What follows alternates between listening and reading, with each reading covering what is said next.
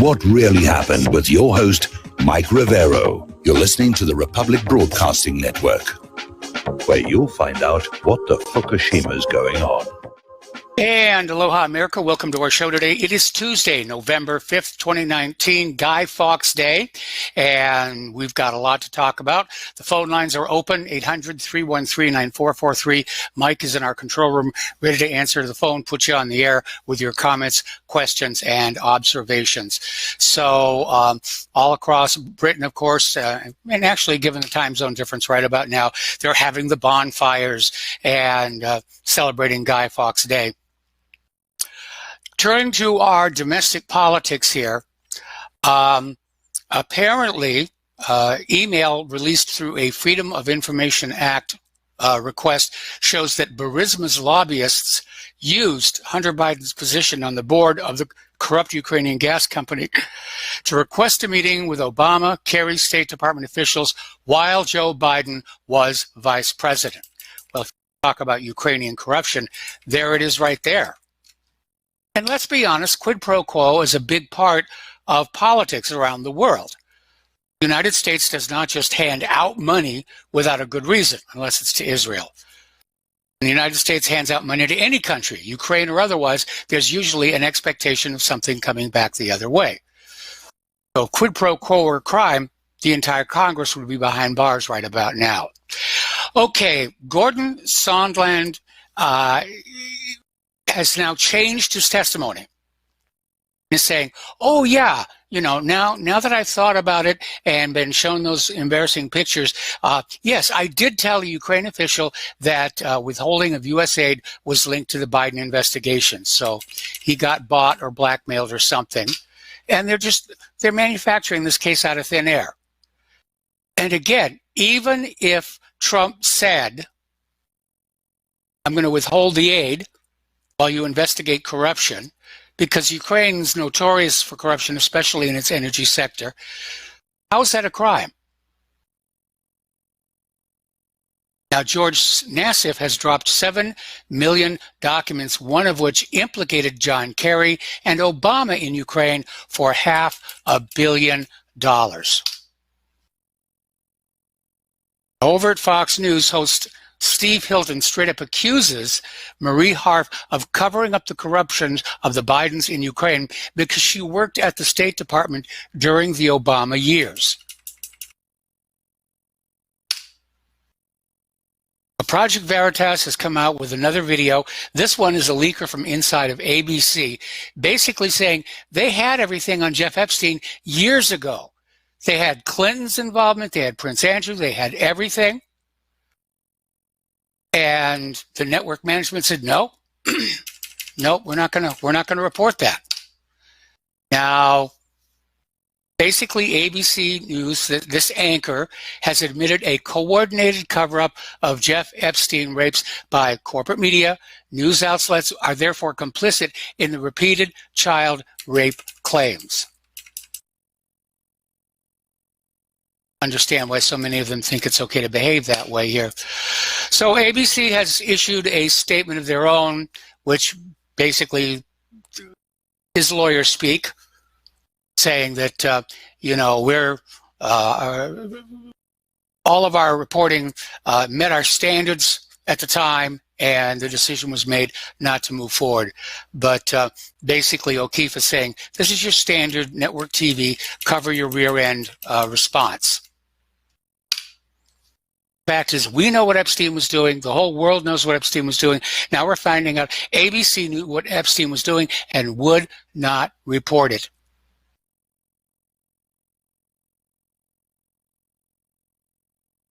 Getting on over to the impeachment witch hunt, Adam Schiff and the Democrats are starting to leak selected excerpts from the various transcripts to the media so that they can coordinate and help make the case against Trump in the eyes of the public. But so far, Ambassador Yovanovitch's 300-page testimony is based entirely on assumptions, innuendo, and what was already in the corporate media. There is no original source material there that indicates anything was done wrong. They're cut and pasting it, and they're letting it out there so the media can say, well, by golly, something bad went down. We're not sure what happened, but Trump's a baddie. We got to get rid of him here. Now, Representative Devin Nunes is saying that the GOP's first witness to testify in the impeachment hearing will be Adam Schiff himself, because he was there right at the beginning when the supposed whistleblower came forward and started this whole bit of nonsense. And we now know that the so-called whistleblower was also part of the Russiagate hoax. Now, Pat Buchanan is out with an article saying, where are the high crimes? And he's making a point that we've been making here for quite some time. Everybody's screaming impeachment, impeachment, impeachment. For what? Where are the high crimes and misdemeanors? They're not there. So Buchanan thinks this will eventually reach the Senate, but they've got nothing to work with. I want to do a shout out now to our on-air affiliates who are just now rejoining the network. Now, Grassley is out there seeking details on administrative sanctions for the deliberate mishandling of classified information on Hillary Clinton's private server. They've conducted an investigation and they have found dozens of cases. Hillary staffers intentionally put classified documents onto public email, including Hillary's private server. They weren't using the secure State Department servers. Now, Elizabeth Warren is still out there on the campaign trail. She's smelling blood in the water relative to Joe Biden, and she's out there screaming about how she's going to reform banking. And apparently she didn't clear her rhetorical skirts, if you will, with Wall Street. They're starting to cut off donations to the Democrats over Warren's rhetoric. They're concerned she really means it. Meanwhile, Tulsi Gabbard is out there saying that the U.S. government is hiding the truth about 9/11 terror attacks. Now, in her case, she's insisting that there is evidence out there that Saudi Arabia was involved. And maybe there is, maybe there isn't. Personally, I think she's looking in the wrong direction. But it almost doesn't matter.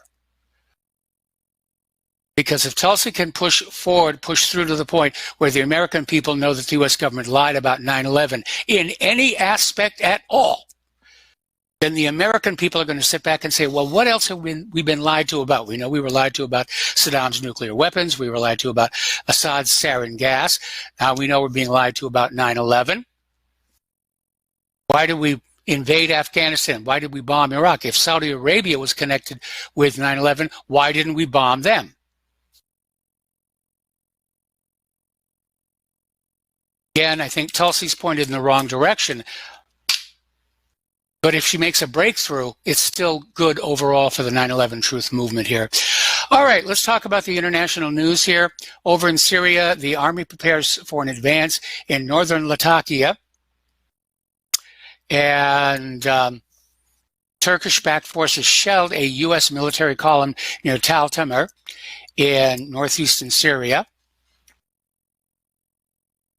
And it's getting so confusing over there that the Americans don't know who they're supposed to be shooting at. That's because our Syria policy keeps mutating and fluctuating over and over and over again. So in response to a recent escalation in northern Latakia, the Syrian Arab Army has deployed a batch of reinforcements south of the militant-held town of Kobani. And Syria's military leadership is also considering to deploy units from the Tiger forces to the area.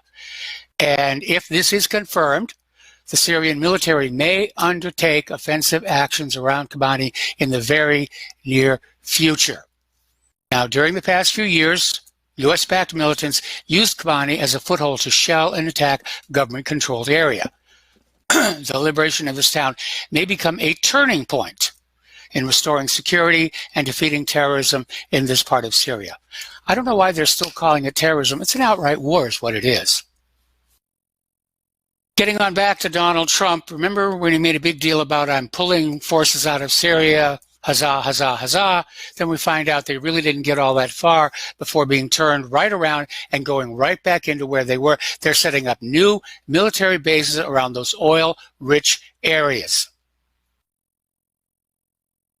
So the war has gone from Assad gassing his own people to crushing ISIS to, let's just be honest and say, we're there to steal the oil.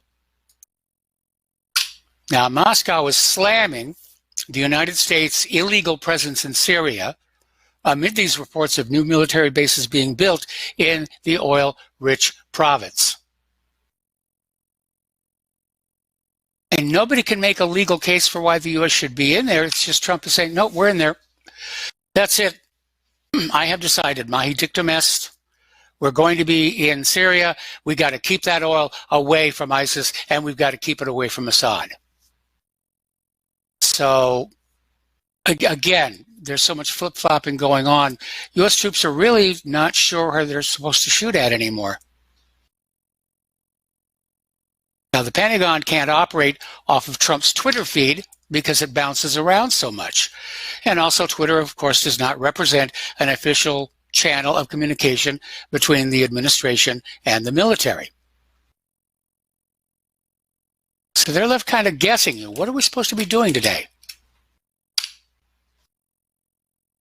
All right. The Secretary General of the Palestine Liberation Organization Executive Committee said that Israel's occupation has stolen 90% of the Jordan Valley.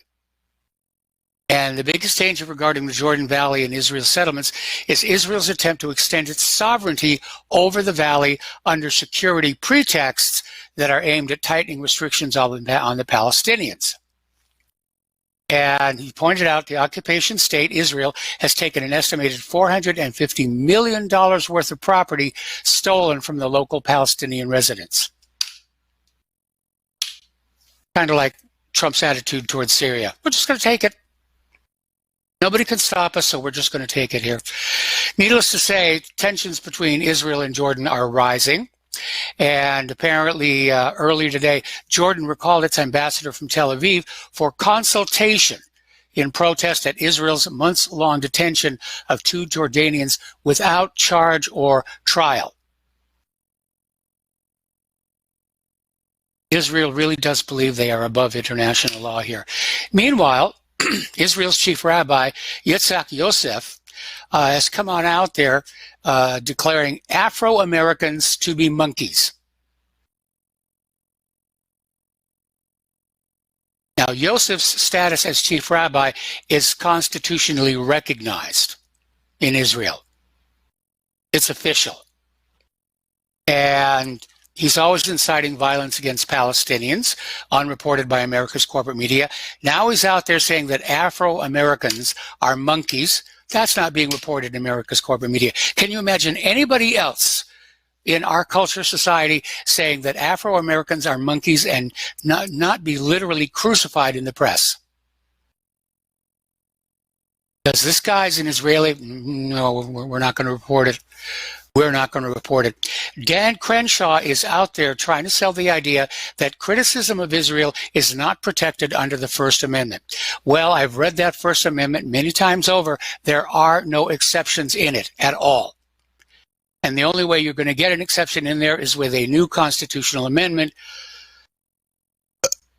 And I don't think that's going to fly. I don't think you're going to get that past 3/4 of the states for ratification. Now, Iran, in response to recent increases in sanctions, is now saying they will start enriching uranium to 5% at the Fordo site as of, in fact, tomorrow. And the JCPOA had set a limit of 3.67%. So this going up to 5% is largely symbolic, and it's still way, way, way below what would be needed to actually build a nuclear weapon. Now, Iran has said they're capable of enriching uranium up to 20% at the Fordo plant. They're not doing it currently because they have a stockpile of 20% enriched uranium, which is useful for things like reactor fuel. And Iran does have a nuclear power plant. Over in North Korea, they're saying that Washington's terrorism blacklist, its redesignation of Pyongyang as a state sponsor of terror, is hindering nuclear diplomacy. So the United States isn't changing their tactics. You know, the old saying, catch more flies with honey than with vinegar. All the United States seems to have these days is more and more vinegar. Now, I love this next story. The United States Navy is facing a major problem in maintaining its larger ships, especially the aircraft carriers. And right now, all the carriers assigned to the Atlantic are in port in various stages of repairs. And the Navy's finally admitting they can't get a handle on all of this. So who are they going to turn to? The Carnival Cruise Lines. Because they have developed very good maintenance techniques to keep their cruise lines at sea. So I think it's kind of funny. I'm sure that Carnival Cruise Lines is going to be, you know, puffing up their chest and saying, see, we're helping over here. All right, on the 29th of October, the Norwegian news outlet NRK broke the story that between 8 and 10 Russian submarines, including the new Sierra II class, had begun exercises in the North Atlantic. This is one of the largest Russian naval exercises focused on submarine warfare since the end of the Cold War. And it's likely that one of the core purposes of the exercise is to test the stealth capability of Russian subs. They've been working on that for quite a while, and of NATO forces' abilities to track them as they push through what's called the GUIK gap, which is the strategic bottleneck between Greenland, Iceland, and Great Britain. Now, the Sierra II class submarine, like the Alpha, has a titanium hull, meaning it can dive a much greater depths than conventional steel-hulled submarines, and it's also much quieter than most other submarines. Apparently, they also took out one of their Boré-class SSBNs and test-fired one of those missiles as well. And supposedly the test worked very well. Okay, over in Europe, let's talk about the economic news here. The Hungarian central bank chief Matoszky calls the euro a trap. And he's saying it's time to get out. 20 years after the euro's launch, most of the necessary pillars of a successful global currency are still missing. It doesn't work. And it's impoverishing the people of Europe. It's taking the real wealth created by the labor of the people of Europe, and it's putting it in the pockets of the bankers. And everybody who understands banking knows this is a dead end anyway. Because central banks, especially private central banks, build up debt faster than money with which to pay that debt until the debt crushes the system. And we're starting to see that happen here in the United States. We're starting to see that happen in Europe. None of our politicians want to address that because the fingers will start pointing. Well, you did this. This is all your fault. Don't blame us. The American Farm Bureau is warning that farm bankruptcies are entering a parabolic curve. They have soared 24%. And it's accelerating and will likely equal the farm disaster that was seen in the early 1980s. And part of the problem are the farm bailouts, which are failing. There's this tsunami in farm bankruptcies sweeping across the country. With record high debt, collapsing farm income, and depressed commodity prices because of the trade war, U.S. farmers are dropping like flies because there is no end in sight of the 15-month-long trade war. Now, China has suggested that if a trade deal were to be reached, that they would buy we're already at a commercial break. We're going to stop for a commercial. Join us on the air, 800-313-9443, and we'll be right back. Aloha, America. Welcome back to our show here. We're talking about the economic news.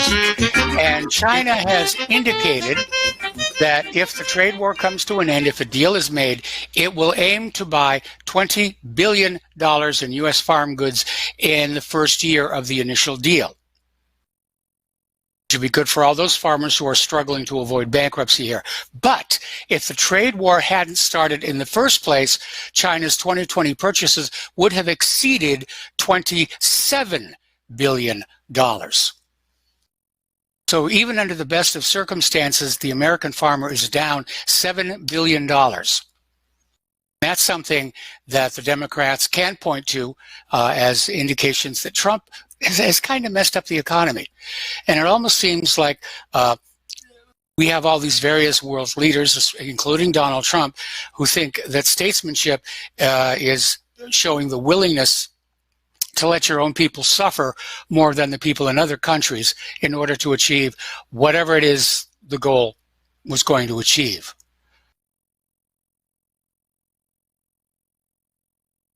And we're seeing a backlash around the world. Everybody's waking up. Latin America's waking up, so is Africa. Latin America street protests against the U.S. IMF imposed debt trap and the consequential austerity programs, which make the rich richer and the poor poorer, are raging in Honduras, Nicaragua, Ecuador, Chile, Argentina, and even in Brazil. In Argentina and Latin America, though much of the subcontinent was supposedly freed from Spain and Portugal in the 19th century, a new kind of colonization followed by the new empire of the United States under the so-called Monroe Doctrine, named after James Monroe, which forbade Europeans to interfere in any American territory. And that's basically where the United States got this attitude that South America is our backyard. It's ours to play in. You stay out. Now the people down there in South and Central America are saying, we don't want to be your backyard. Uber has lost another $1.2 billion. Once again, the stock has taken a nosedive. Now here's a good one. Voters out in Los Angeles approved a scheme for the city to spend $1.2 billion building housing for some of its 27,000 homeless people. Good so far. It turned out, past all the paperwork and Zoom, graft, and corruption, it's coming out to $500,000 per unit.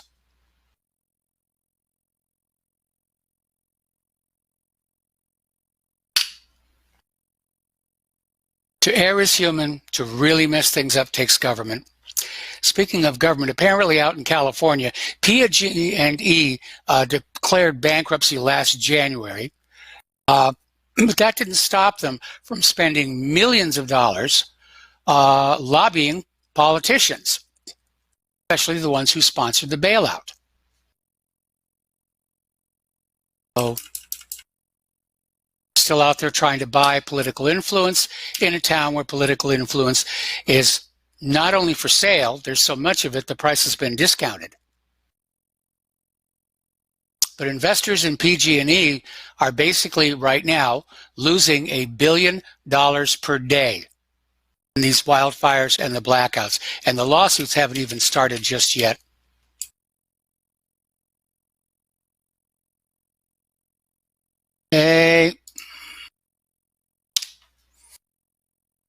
Now, this is a very bizarre case, and it bodes ill for the American people. Oklahoma police have asked a federal court to support their claim that citizens who fully comply with police during an arrest do not have a clearly established right to be free from police brutality.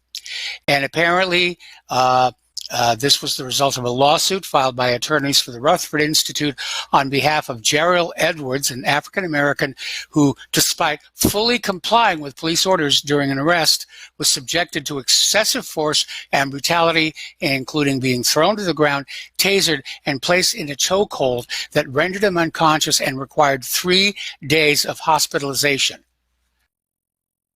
And so what the police are trying to say is, we have a license to use excessive force. Even if the person we're confronting is 100% cooperative and presents no threat, we need to have a right to just throw them around and bash them and do all kinds of stuff. Okay, we have a caller on the line. Joe, and actually, we're coming up on a commercial break here. So, Joe, stay on the line here, and after the commercial break, I'm going to come back to you. We've been talking about this swine flu that has raced around planet Earth. It's killed at least 1/4 of Earth's pig population. Something that people are not talking about is the fact is that swine flu always jumps to humans. You think about that one for a little bit. Swine flu always jumps to humans. So we could be on the edge of some major health unhappiness. All right, we're going to take a break for more commercials. We're going to be back with a phone call after these few words, so please stay tuned. Aloha America, welcome back to our show. We're going to go to the phones to Joe in Tennessee. Aloha, Joe. Welcome back to the show. What's on your mind? Hey, Mike. I wanted to talk about, there's a horse that named Kofefi that had won in Santa Anita. I think it's 6-8 now. And by winning, it's brought up that whole controversy of that word that Trump used. At the time he used it, when he just first became president, they said that he misspelled coffee. And it was interesting that it is actually an ancient word, and Google actually wiped clean the word's definition from its search algorithms, because for some reason they don't want you to know what that word is. And Trump had commented in Twitter that maybe something with deep meaning. And it turns out some historian or somebody said that the word, it goes back to pre-Adamic times, before the flood and all that stuff. And it means, in the end, we will win. And I just find it interesting that Google and the powers that be in the media would try to keep a word's definition away from the American people. And, you know, this is a little quirky, but it kind of reinforces my opinion of the occult and secret society groups, that they really want to alienate us from our history, yes, and our language, and even words. I mean, to have and I think that this is also a signal to me that Trump is aware of this and is playing a deeper game than we might think. Because once again, I had no idea about this until today. Actually, I heard the X-22 report, and the guy was talking about it, and it is very interesting because, you know, I look into a lot of like ancient history that's, you know, suppressed archaeology and things like that. And this is a prime example of why you can't trust like the Smithsonian archaeological things, because if it's something that's inconvenient or they don't want you to know, they like Google just literally wiped it from their search engine. I mean, that's insanity, you know. But why are they? What makes them fear that word, you know? And once again, the word supposedly means it's pre-Adam. Well, it goes back to the days of, you know, before the flood, and then after with the Tower of Babel, even after the flood. And it means, in the end, we will win. And there were people that knew what that word meant, and Trump knew what it meant, and yet they pretended like it was a misspelling, and they wouldn't even allow Google to change the search algorithm, kind of like wiped it from history, like 1984. Yes. Exactly. I was going to make that reference. And I know it seems like it's a small thing, but it really isn't. I mean, when you think about it, what else are they keeping from us? You know, Mike? I mean, what other like interesting facts and history and archaeology and language and linguism are they keeping from us? You know, and when I was flying down, well, the fact that we discovered life on Mars in 1976 immediately leaps to the forefront. Yeah, I mean, how much, you know, what's our real true history? You know, I mean, what's going on? It's like how much in the dark are they keeping us that they will alienate us from a word, you know? And even the President of the United States can say this word, and you won't really you'll just get bits and pieces of it. And this is like 3 years later, and because a horse wins a horse race, I'm figuring it out. And it just kind of, you know, it's just a grasping at how, you know, how suppressed truth is to us people, and how the powers that be in science and archaeology and all that really, you know, they keep the public in the dark. It's not about informing us; it's about manipulating us. And you know, I was talking to somebody on the boat about like smart people and real highly intelligent people, and watching the movie about J.R. Tolkien. You really have to wonder how much linguists, like really like super genius linguists, must really know about our history. I don't think anybody really. I think if you really knew like linguism and languages, I think you probably know more about our history than historians do, because of the where words come from, and you know the where people came from, Irish, Gaelic, all these words, the tie in between like Irish language and Hebrew, ancient Hebrew. I mean, these things, you know, are just very interesting to me, and I wish I had the the brain power to really be able to process it. But Yes. it does once again reinforce my views on the way that information is controlled, and how a simple word like kofefi can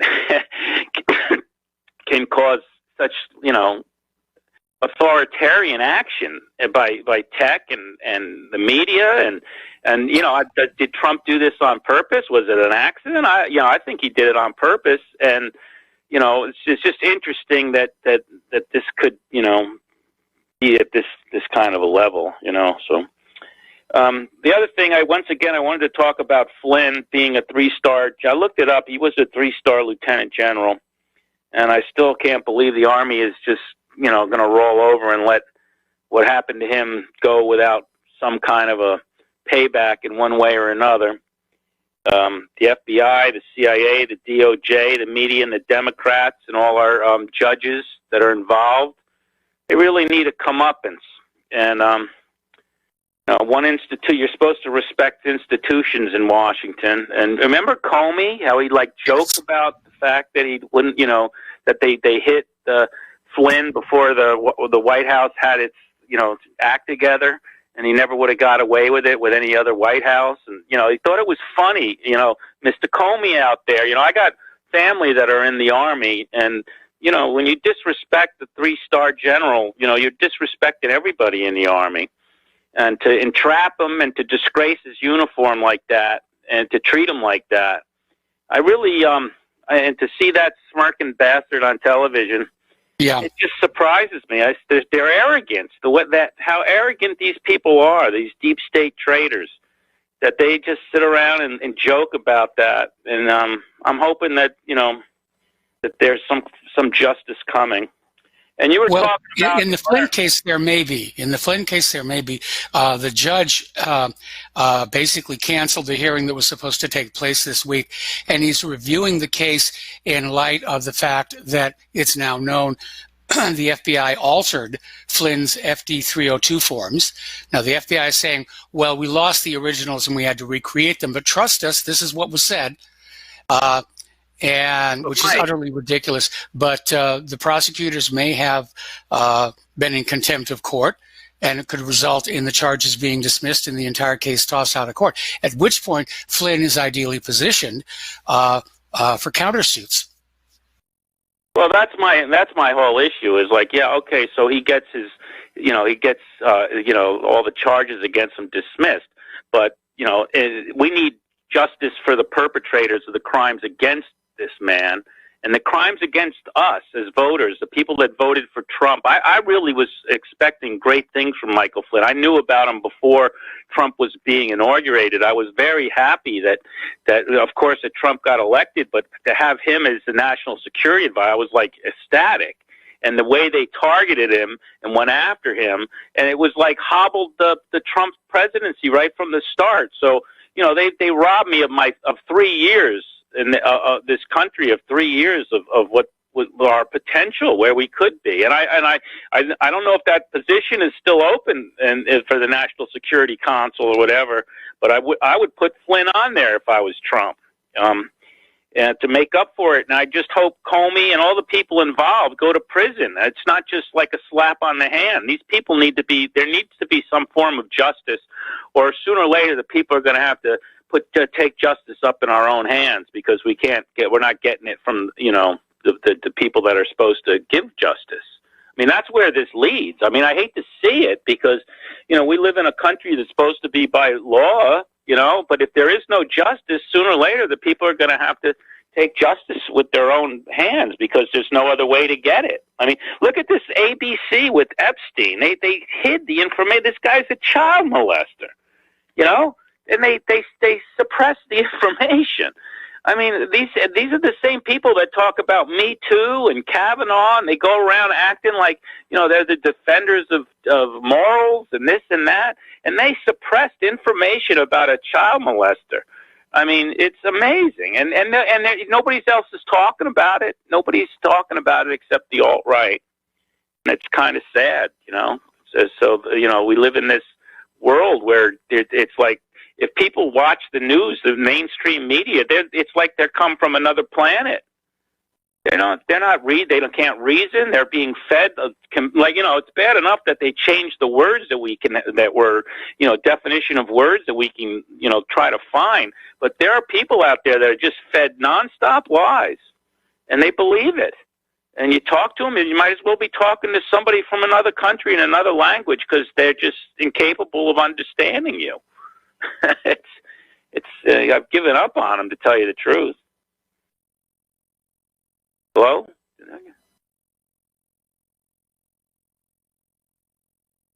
Hello? I'm sorry. People are waking up around the world, and Zbigniew Brzezinski called it the Grand Global Awakening. Of course, from his point of view, that's a bad thing. They want us all to go back to sleep, go back to dreaming, go back to believing, going back to just doing as we're told to do, because that's how they manage the herd, as it were. Okay, looks like Joe just let go of us, so we're going to go to Ken in Michigan. Aloha, Ken. Welcome to the show. What's on your mind? Hi, Mike. Today I want to talk about the police. Yes.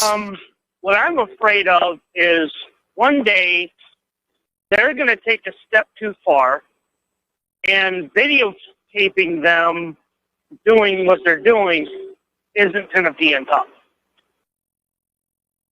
And it's like, and then the crowd that's around is going to do their vigilante justice, I guess. Yes. And take matters into their own hands against them. With this police in Oklahoma, that could be the kickoff point for all of that. And I really don't want to see it. I have friends and family that are police officers, and I worry about them a lot. And, I talk to them going, you can't be doing all of this stuff. You got to do it the right way. And they totally know what's going on. But I think it's going to be a step too far really soon. We seem to be on a path from which there is no return, whether we're talking about the global wars or the economy or police conduct against law-abiding citizens. And you're right, that case in Oklahoma, if it wasn't so serious, it would be laughed at. This idea that police have a right to be brutal with anybody they meet, even if that person does not represent a threat, does not try and resist, is being 100% fully cooperative. But, hey, I'm kind of bored. Let's tase this guy anyway. Right. My roid rage is, I need to satisfy my roid rage. Let's kick the crap out of somebody. Yeah, it's bad out there, and I'm not surprised that we're seeing attacks on the police like we're seeing in New York City right now, cars being vandalized and so forth. And everybody's trying to say, "Oh, bad people for not respecting the police." But respect is a two-way street, and for years now, we're not getting any respect from the police departments. With all this civil asset forfeiture and unconstitutional stop and search. This is not what policing is supposed to be about. Even in my own life, I'll be driving down the road and I'll see a police officer sitting on the side of the street, and I'll get nervous, and I'll check and make sure I'm doing everything right. I'm not speeding or nothing, Yep. and I'll watch that cop until I can't see them no more. Because I don't want to have any kind of interaction with them, because I don't know if they're having a bad hair day and they want to beat somebody up. Well, don't forget there's that other aspect, and that has to do with the fact that prescription antidepressants can trigger rage and violent behavior. And there was a study done down in Florida that found that police officers are much higher consumers of these kinds of medications than the general public. In fact, 1 out of every 4 police officers surveyed was on one of these SSRI-type drugs. Yeah, and that's epidemic, and that needs to, of course, also with the way they're hiring the police, you know, the low IQ individuals Yep. who think, okay, I watched this YouTube video, they did it, it must be good for me, go give it a try. Well, I remember But when that's I was... all I had, Mike. Okay, well, I remember when I was in high school and I briefly joined the Police Explorer group, and I had it in my head I could be a decent detective. But then I saw behind the scenes at the local police station and I said, no, I could never survive getting through this thing. All right, thank you for the phone call, Joe. I'm sorry, Ken, we're going to let you go here. The phone lines are open, 800-313-9443. Okay, now over at Del Monte, they have recalled more than 140 vegetable products due to fears of listeria. Yesterday it was salmonella was causing a recall, and this recall is vegetable products made by a Fresh Del Monte produce subsidiary sold at supermarkets across the U.S. and Canada. And they are being recalled due to concerns they may be contaminated with listeria. Now, the recall includes items like veggie trays, mixes, and bowls sold under the Mann's brand or private labels including Trader Joe's, H-E-B Kroger, and Safeway's Signature Farms. Now, my concern is simply this. We're already looking at going into a period of food shortages. And so we should be more careful with what food we actually have. Doesn't seem like it's happening. Okay, interesting little article here. This came out of Investment Watch blog. The internet is less free today than it was a decade ago. Part of it is the camp. Oh, got to take another break for commercials. We'll be right back. Aloha, America. Welcome back to our show here, and we're talking about the internet. And Edward Snowden has come on out saying that the internet is less free than it was just a decade ago. And certainly those of us who spend a great deal of time on the internet have watched that decline, the campaign of deliberate disinformation by government and corporations, the constant surveillance, the constant hacking, the DOS attacks and so forth. And Amazon, Facebook, and Google are engaging in an abuse of personal privacy. They've taken the attitude that they own your data, no matter where you want it to go. Big bird. Big, big, big, big bird. Twitter is apparently now censoring news coming out of Palestine. They shut down the accounts of Quds News Network, a major Palestinian news publication, without any warning or explanation. We don't need an explanation. Israel told us to do it, and we must do what Israel says. Israel, the all-powerful, the all-knowing. And so Twitter has provided no explanation why it shut this all down. And it's just another alarming act of censorship. It shows how these major tech giants are complicit in Israel's efforts to suppress news and information about the abuse of the Palestinians and their rights. They don't want to change their behavior. They just don't want you talking about it. Israel's worked hard over the years to sort of create this positive image, how they treat the Palestinians. And it's all falling apart. They don't know how to deal with a population that is trading information amongst itself. And all the censorship on Twitter and Facebook and everything, it's in the end, it's going to shut down Twitter and Facebook and Google because nobody's going to want to use them anymore. People are going back to emailing lists and so forth and so on. Anyway, let's take another phone call. Chris in Arizona, aloha. Welcome to the show. What's on your mind? Hey, Mike, what's going on? How you doing? Doing okay. Oh, good. Yeah, I wanted to talk about internet censorship. What's Trump doing about it? You know, because it seems like he's the one that's behind all this stuff. You know, from day one, he always talked about how he was going to censor the internet. You know, to stop ISIS and all this stuff. So, I mean, but now the only ones that are really being censored are conservatives, and then he's not doing anything about it. So it makes you wonder. I mean, so what's going on? I mean, who heads the ADL, Mike? Do you know his name? Not off the top of my head. Oh, okay. Oh, well, wait a minute. Abe Foxman. Oh, that's the head of the ADL? I think so. Because, I mean, those are the ones that are behind all the censorship online and on Twitter and all that stuff, right? Yes. I mean, that's what it seems, that they're trying to curtail speech and, you know, who can say what Well, and all that stuff. they're not the only ones. I mean, you've got the pharmaceutical companies who are trying to shut down anybody questioning the safety of vaccines. Big Ag well, is... I'm not talking about the safety of vaccines. I'm talking about internet censorship. Well, anti-vaxxers are being me subject to internet censorship. Anyway, Chris, stay on the line. I'm going to come back to you after station identification. Aloha, America. Welcome back to our show, hour number 2. The phone lines are open, 800-313-9443. We're talking with Chris in Arizona about internet censorship. And it isn't just critics of Israel who are being censored. People who question the safety of vaccines are being censored on the internet. No, I never said it was anything about critics of Israel being censored. I said, do you know who is in charge of the ADL, the main sponsors of the censorship online? His name's Jonathan Greenblatt. Do you know about him, Mike? Not all that much, no, but they're one of the sponsors of online censorship, but they're not the only one.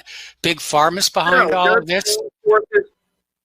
No, you keep trying to divert and transgress to like vaccines and stuff. I'm not talking about that, Mike. I'm talking about internet censorship and who's behind it and how Trump is right on board with it. And why is Trump not doing anything about it? The only ones that are really being censored, Mike, are the ones that actually do have real critical issues. They talk about immigration, about our aid to Israel, all different things like that. You know, it's okay if you start talking about, you know, LGBT rights and socialism and all this crap, you know. They'll let you talk about that. But the second you do actually mention anything that's critical of Israel, they'll shut you down. So you telling me, Mike, that you really think that Trump's not behind all this internet censorship and that he's not on board with it? Or do you really think that he's going to do something about it? Well, it's obvious by this point he's not going to do anything about it. And it's a terrible betrayal of the independent media, considering how hard we all worked to keep Hillary out of that chair that Trump sits in today. So hold on. But, Mike, you got to listen to what you're actually saying. You're saying that you did this to keep Hillary out of that chair. Newsflash, Mike, she's running again. So what does that even do then? So hold on. So who are we going to vote for now? Tulsi Gabbard? Come on, Mike. I'm saying, you say different things all the time, but you don't ever really mean anything.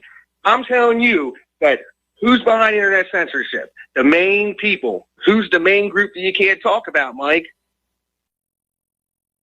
You're trying to focus on it. Chris, you're trying to focus on Israel, and I understand that's your perspective. My point is, it's not just... I didn't say anything about Israel. You said ADL. You're the one that brought that up, and then you brought up said ADL. You said ADL. ADL's not run out of Israel, is it? No, it's run out of the United States. They have branches in Israel. They have branches all over the place. Who's the head of the ADL, Mike? Come on, I told you. Jonathan Greenblatt. Get to the point. Get to your point. Does Donald Trump have any connections with Zionism? Well, his family's good friends with the Netanyahus, and we knew that going in. You know his daughter's real name is Yael Kirshner? Her name's not even Ivanka? Did you know that, Mike? No, I did not know that. So is she a Christian or what? You didn't know that her real name is Yael Kushner. What do you know about Jared Kushner? Well, he's the son-in-law. Do you know anything about Jared Kushner? He's the Okay. president's son-in-law. So what gives him the right to be in power? Hey, how about this, Mike? Can you name some of Trump's accomplishments that you worked so hard to get him in that chair for? Can you name one of them? No, I've made it very clear Name one over of the Trump's last... accomplishments. Chris, stop cutting me off or I'm cutting the line. Made it very clear over the past I'm months. listening. Go ahead. Name one of his accomplishments. Okay. Thank you, Chris, very much. We're going to let you go here. And I've made it very clear over the last several months, I'm very disappointed in Donald Trump. Okay? And I understand that internet censorship is a very critical problem of our day, and that the censorship seems focused on those who are a threat to various vested interests. But it's not just the ADL. Big Pharma is engaged in the censorship. You know, they're going after the anti-vaxxers. Conservatives in general are under attack.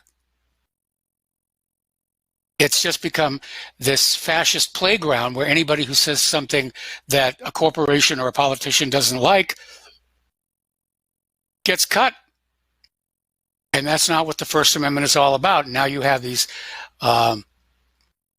fools who are out there saying that the First Amendment doesn't cover criticism of Israel. Of course it does.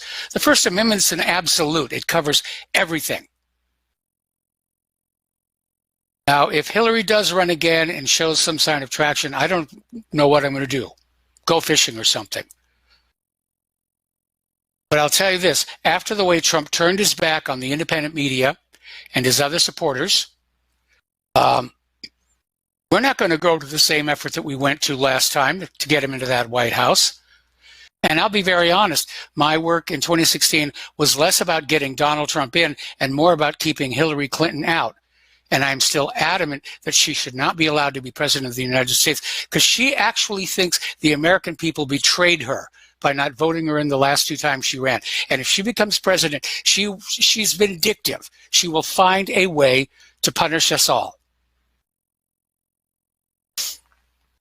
So anyway, we're going to do a shout out now to our on-air affiliates who are just now rejoining our network. All right, getting on back here to the world of computers. Apparently there's a man who is claiming his Fitbit started burning up while he was sleeping, leaving him with horrific third-degree burns, said it felt like the gadget was melting through his arm. Now, he's probably talking about a failure of the lithium-ion battery. I'm wondering why he was wearing it in his sleep. I don't know about the rest of you, but when I go to bed, I'll take my watch off because that's when I charge it. Now, it turns out that all of these assistant smart speakers have yet another vulnerability. Apparently, the microphones incorporated into these home assistants are so sensitive, they will interpret pulsing light as a sound. Meaning an attacker can take an infrared laser, modulate it, some words like open the front door, beam that onto the smart assistant from way outside the house, and the front door will open. I wouldn't have one of those in my house. I absolutely will not have one. So, now over at Oberlin College, their president is still saying that Gibson's Bakery, which won a $44 million judgment against the Ohio school for libel, is still out there saying that, yeah, Gibson's Bakery, they're racist. They're absolutely racist. $44 million judgment. Why does this guy still have his job? That's what I want to know here. Speaking of those who question vaccines, there's a new study showing how the HPV vaccine can trigger an extremely wide spectrum of autoimmune diseases. Now, you know, originally this was a vaccine for young girls to protect them against cervical cancer. Then they wanted to give it to young boys because, you know, since boys are now able to be women, we presume they can get cervical cancer. And now they're targeting adults. So HPV vaccines have been linked to over 100,000 reported adverse events, including disabling autoimmune conditions and deaths. But officials seem unconcerned. They're too busy making money.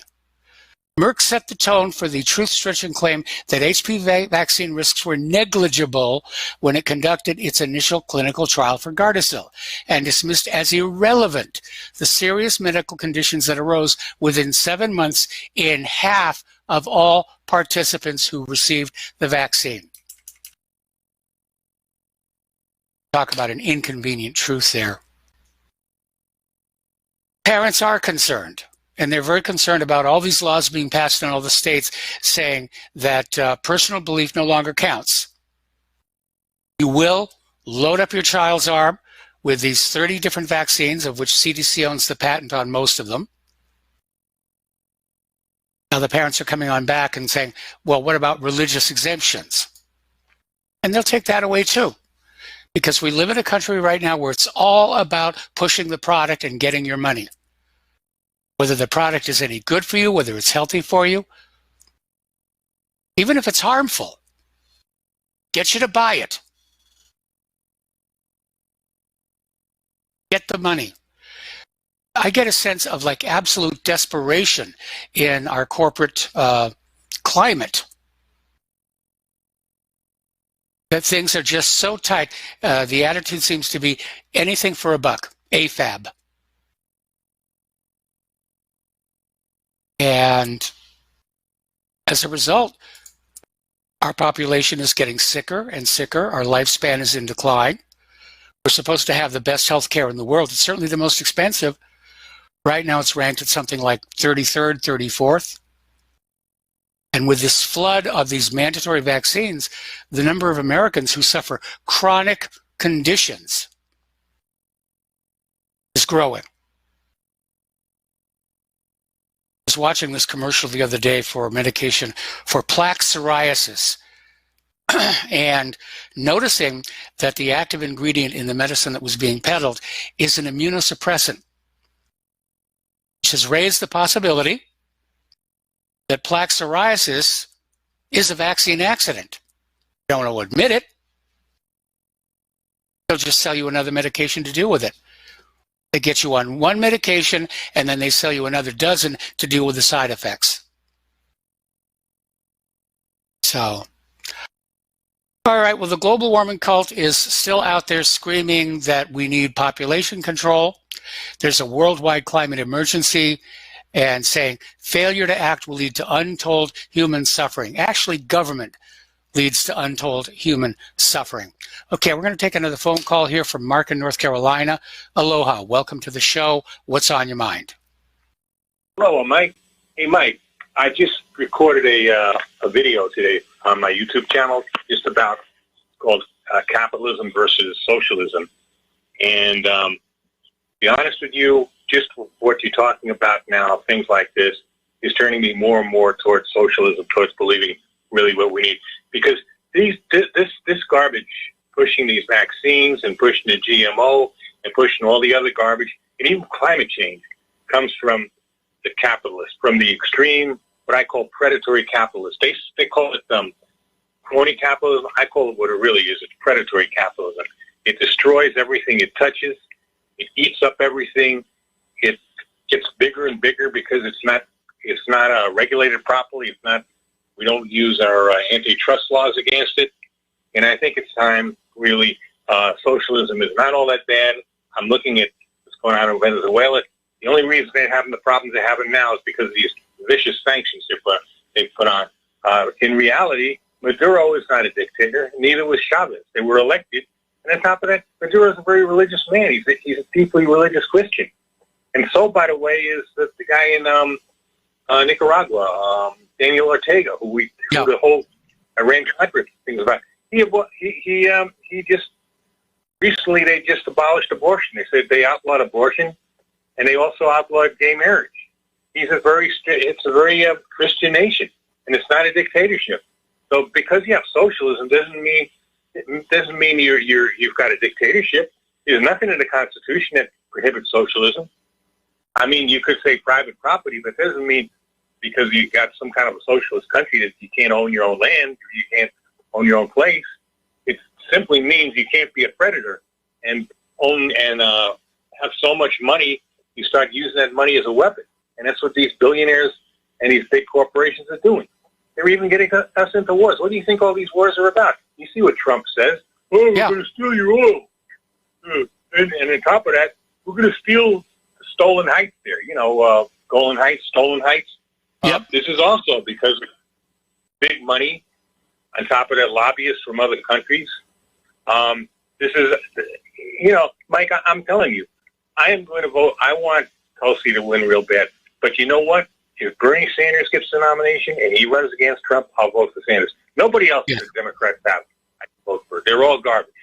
But Sanders, I believe at least he'll try to make some real changes. Whether he'll be able to do it, I think he might be too old and too weak to accomplish it. But, you know, who knows? I mean, he is pretty dedicated in that. And as far as Tulsi goes, I think she will really make changes that we really need, especially in our foreign policy that is driven by capitalist greed. Mike, I'm really the point. I used to be much more conservative. That's changing day by day, rapidly. And when we go over stuff like the vaccines, the garbage they're putting into, and I've never taken a flu shot, and I don't plan on taking a flu shot. I got the flu. I think the last time I got a real bad case of the flu was 20 years ago. Okay, got over in 2 days. That was it. You know, it's just this stuff got to stop. I mean, these people, they want to own everything. They want to boss us around. Even so-called climate change is really driven by the capitalists more than anything else, because they're the ones that want the taxes, the carbon taxes. They're the ones that are pushing that nonsense, like Goldman Sachs, big on climate change. Monsanto, of course, big on. But what they're not telling you is what they're really polluting this country with and the world with is their genetically engineered garbage. You know, not only the food, but they're doing a lot of other things. That's the problem, Mike. Predatory capitalism. And if they can't control that predatory capitalism, I'll be honest with you, I'm voting for socialism. I'm tired of this. I don't think it's all that bad. I certainly have nothing to lose. I got, you know, I think me are probably the same boat. I mean, I don't have much. I got a, you know, manufactured home I live in. It's on its own land. It's not, you know, it's kind of in the middle of the woods. But I'm happy with it because you know what? I got my privacy. I got animals all around. I got my animals. I got, you know, I don't need a mansion. Okay, I don't need $1 million mansion somewhere. And if I had a mansion right now in certain parts of California, it'd probably be burned to the ground by now. So, true. You know, you only need so much money. You don't need $1 billion. Okay, you really don't need it, especially since they're taking this money, and they're using it as weapons. Okay, people like Bloomberg, Gates. Gates is a big time eugenicist. Yeah, you know, he brags about it even. And the people are so stupid, they'll still take the vaccines he pushes and thinks he really means good for everybody. He doesn't mean good for anybody. He's a predator and he's a eugenist. And I think he's one of these people who like to pretty much eliminate the entire Earth population. You know, I saw the movie, the new Terminator yesterday. Yes. And you know what? There's a lot of political correctness in there and stuff like that, you know, making the women the hero and stuff like that. Okay, fine. I agree. And he even had something about the border and, you know, how bad the border patrol is. But you know what? I kept my mind on the meat of the matter. And you know what that is? That is artificial intelligence. That's the danger. And if you look through what they were saying, you could see that's the danger. We are building more and more artificial intelligence, more robots. These billionaires and these elitists think that they're going to rule the robots and they can get rid of us. What they don't understand is the robots will kill them too in the final analysis. Yes. But they really think that they can do that. They want to wipe out either most of or all of the human population and take off. This is what their final goal is. You saw the Rainbow, you know, Tom Clancy had it down pat in Rainbow Six. Yes, this is I was going to mention that. Yeah, it was a great book, you know. I don't think it ever made it in movies. I wish it had, but they would probably butcher the movie anyway. You know? So, just like they did with Sum of All Fears, when it was really about Islamist terrorists, I think, the book, and they made it like European neo-Nazis. You know, They'll butcher. They butcher a lot of these books. But that book that was really great, and I think it shows really how evil these people are, and how elitist thinking they are, and how dangerous they are. And that's why I'll watch a movie like, the last Terminator there, like I saw yesterday, because you get all the political correctness it gives. You really get down to nitty gritty, and you know what? I think Hollywood, they're elitist also. I think there is the Illuminati has a ritual. I mean, it's a ritual. They want to tell you what they're going to do. They'll tell you what they're going to do to you first, and then they'll say to themselves, "Well, you're so stupid, you won't even realize it, and we'll do it to you anyway." That's, I think, with a lot of movies like the Terminators, the whole Terminator series, and the what's that other movie, Matrix, and other movies like that. I think that's what Hollywood wants to do. Well, this latest Terminator movie is bombing at the box office. Again, because it's been politically corrected, and people are sick of that. Anyway, listen, Mark, I got to let you go. We got to take a break for commercials. We have more callers waiting on the line, and we'll be right back. Aloha, America. Welcome back to our show. We're going to go back to the phones to Nathan in Northern California. Aloha, Nathan. Welcome to the show. What's on your mind? Oh, hi, Mike. In response, well, I got a couple, three things, then I'll get to my main point. In response to that caller who says, well, tell me what Trump has accomplished. Well, one thing he can do is go to the West Virginia Coal Association's website, and you can read the president's message, and he says that Donald Trump has fulfilled every single one of his promises to the coal industry. So that's a good start. Yes. And, every single one. Yippee-skippy. And what I also wanted to mention before I get to the main point is you've said in the past that the Taliban would chop your hands off and legs off if they caught you growing poppies. Yeah. Well, John Kirikou said that was for 1 year. Now, if you want to hear that video where he says that they only did it for 1 year, they ramped it down, and then they ramped it back up, you got to go to A Sea of Blood, John Kirikou, and I think it's at the 19-minute mark, but I'm not 100% sure. But it is in that interview, and he did a 10-part series interview with The Real News. But he said it was only for 1 year, so you might want to rethink that.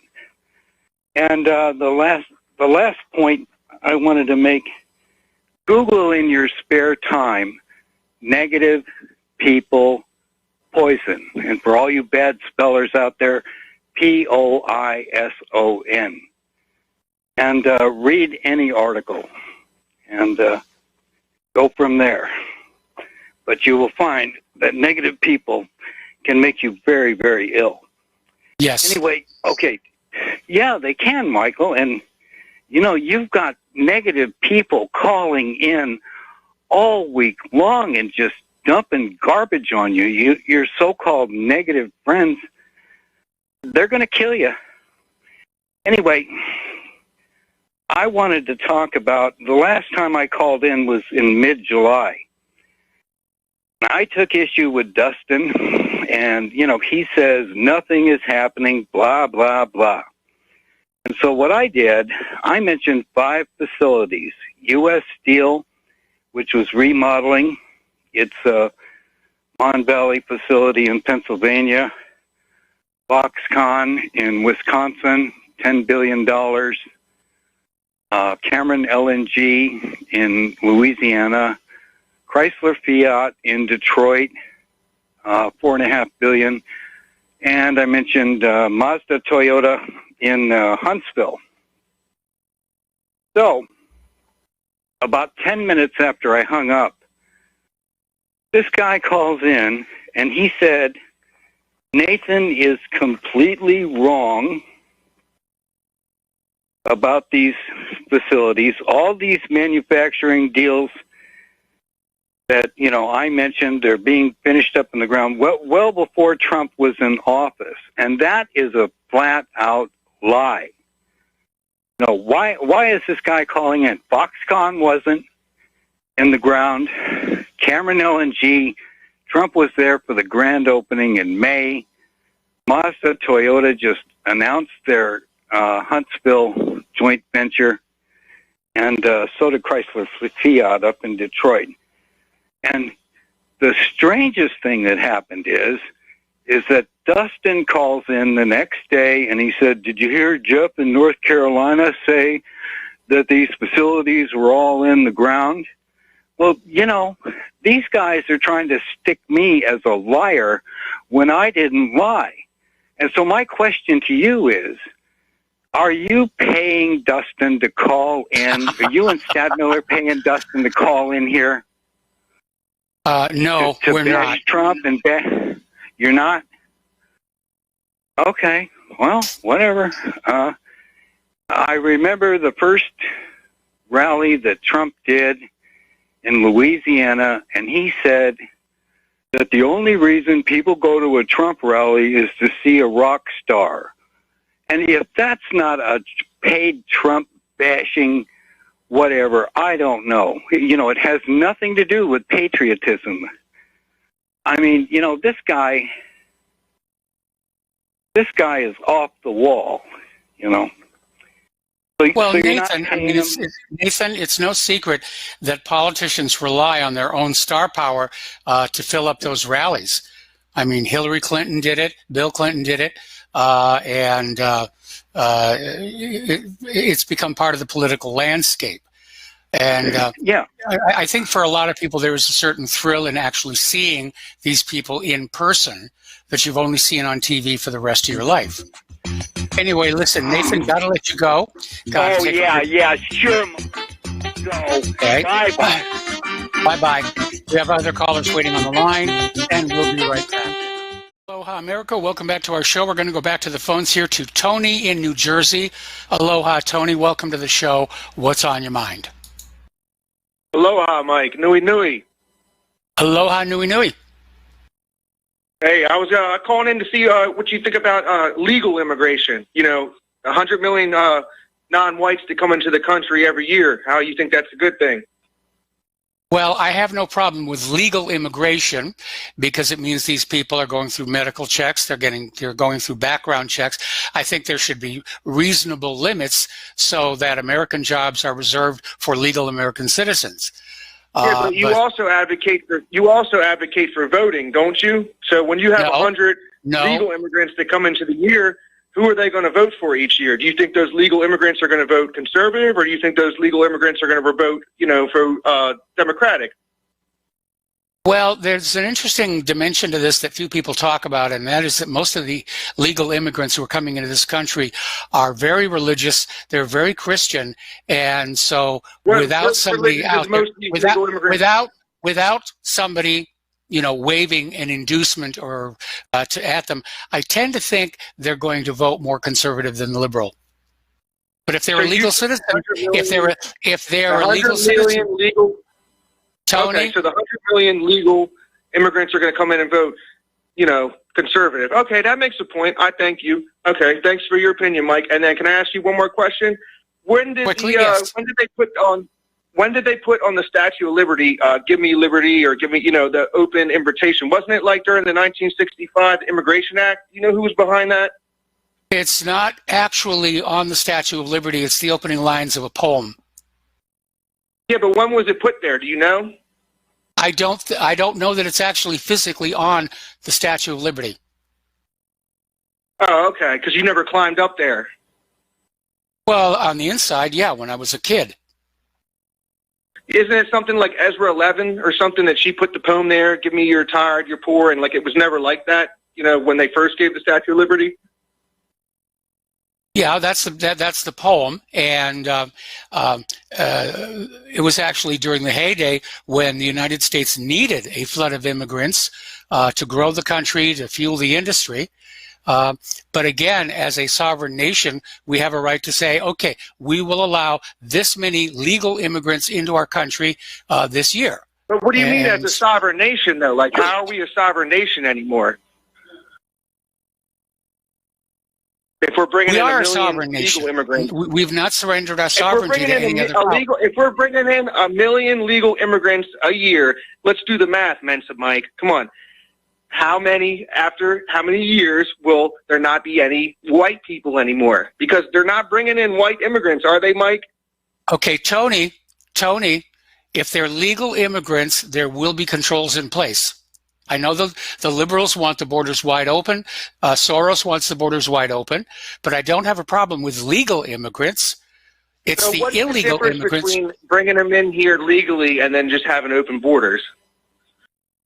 MS-13 for one, contagious diseases for another. A mindset about we don't have to assimilate, you have to adjust to us. I mean, Teddy Roosevelt said it best. And you think those million immigrants a year are going to vote conservative? Tony, my turn, my radio show. Teddy Roosevelt said it best. If you want to come here, you're welcome. But just understand we have one language here, that's English. We have one set of laws to which all must conform. And you've got to fit in. You can't come in here and But just Mike, start screaming. That's not happening now. I understand it's not happening, happening, especially with the illegal so why immigrants. Continue with the same thing? It's happening with the legal immigrants too, Mike. It's mostly the illegals who are acting this way. No, that's not true. That's a lie, Mike. That's a Tony, lie. we're going to have All right, to. well, let me say one more thing. Okay, let me say one more thing. So, no, I think we're done with this phone call. I'm going to switch over to Tom in Florida. Aloha, Tom. Welcome to the show. What's on your mind? Good day to you, Michael. That was a little wild exchange here. Your last caller, Tony, the Statue of Liberty, I believe that was in the 1890s when they started, where they were talking about give me your tired and your poor and all that. Because it was a gift from France, the Statue of Liberty, we all know came from France, the French. And to your last caller's point, I will say this. There is something that's kind of really curious, so Michael, and you agree to it, that you're bringing these Hispanics in here, whatever they come from, and they're keeping their own cultural identity more than they ever did in the turn of the century. Because remember, they even had inoculations at the turn of the century. So you were the Poles, the Danes, the Swedes, the Germans, Irish, or whoever came here, they had to get inoculated, number one. These people are not even being really vetted properly that are sneaking in. You get the ones that go into facilities are getting maybe, but the ones that are sneaking in, you never catch them. You don't know where they're at, what cities they're going to. Yeah, that's got to stop. But by the way, you saw 9 Americans got murdered in Mexico yesterday. I'm sure you saw that, right? Yeah, it was like a drug hit. Yeah, a whole family of little kids. They say they raped Matt Drudge report. I'm looking at Drudge just now. He said 4 of the women were raped. The kids were shot to death in the SUVs. I mean, Matt Drudge has got a really heavy report on this right now. If you go on the Drudge report about what happened to these women and kids, it's sickening. But yeah, Michael, that's another thing that Molly Tibbetts' case is coming up next month. They're going to start bringing that Tibbetts, and now they got all these Mexican consulates coming here saying this poor guy. The poor guy here, he takes her out in a cornfield and rapes her or whatever he did to her, stabbed the heck out of her. And, the media's keeping this hush-hush because they know this is going to be explosive. Now you got the 9 Americans murdered. That's going to be explosive. But again, Michael, like we always talk not every time, but a lot of times when I call your show, look at the murder rate in Chicago again, Michael. Yep. It's unbelievable. And here, Trump's this and Trump's that and Trump's all. But look, I think Trump is tough. I think he's tough because, you know what, he's basically telling you the border is going to be secured one way or the other. And by the way, did you see Newsmax yesterday, Jerome Corsi, with the fence they showed, the virtual defense the military's using, Michael? Yes. You heard about that new fence they got? They have a fence. Is that the one that the smugglers are already sawing through? No, sir. No, that's what. Let me explain it to you real quickly. The Newsmax had it on. Corsi shows the lady the actual footage of the military. They've been using this in Afghanistan, Michael. And I'm not. And Corsi, Jerome Corsi's telling them, why haven't they built the 1,700 miles that they need with this fence? Because this fence can be built. You can have it built in 6 months. The whole quadrant, the whole 1,700 miles. This fence is unbelievable. You have to see the video. When a truck runs into it, the fence goes upward and it collapses back down. Nothing can penetrate it, and it's 12 feet high. It's a 12-foot high metal fence, and it's some kind of weird metal they're using. for this fence. But if you see the video, you're going to go, what the heck is that? I saw the video, and of course he had it on Newsmax yesterday. I think he had it on OAN also. He was on One American News with the same video. And they showed this fence the United States military is currently using in Syria, Afghanistan, all these other places. And I'm saying, and of course, he's already got a hold of Trump to tell him, hey, start building this fence. You don't need all that 30-footer. You just got to put the 12-footer up. And this thing collapses when the vehicle hits. It just collapses back down in the vehicle. And as far as people trying to, a man might be able to scale up, but a woman would have a very hard time trying to scale the fence. Some men may be able to, Mexicans might be able to scale the males, but not the females. I almost promise you that. But, Michael, I got to let you in on a little secret. Have you heard about the movie The Terminator? The new one out with Schwarzenegger and what's her name? You know, and that's what I really called your show about, and everybody in your audience. You know, in the movie, they showed a beast train. You know the beast train that brings all these Central Americans up into Mexico? Yeah. Well, there's a 10-minute clip in the movie with the beast train and all these thousands of Mexicans on the beast train, and they're. But I'm saying to myself, you know, of course Hollywood's Cucafornia. I call it Cucafornia, and Cucafornia. They always have to throw a little bit of liberal slant and everything, and all their filthy garbage they put out nowadays. It was a very action-packed movie, but here again, it's about the beast train in Mexico.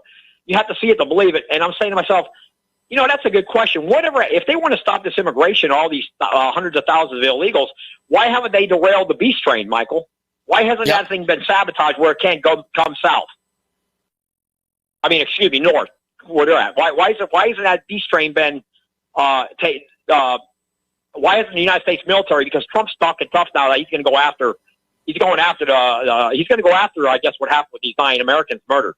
I'm saying, well, why don't they just take a couple F-35s and blow these tracks out?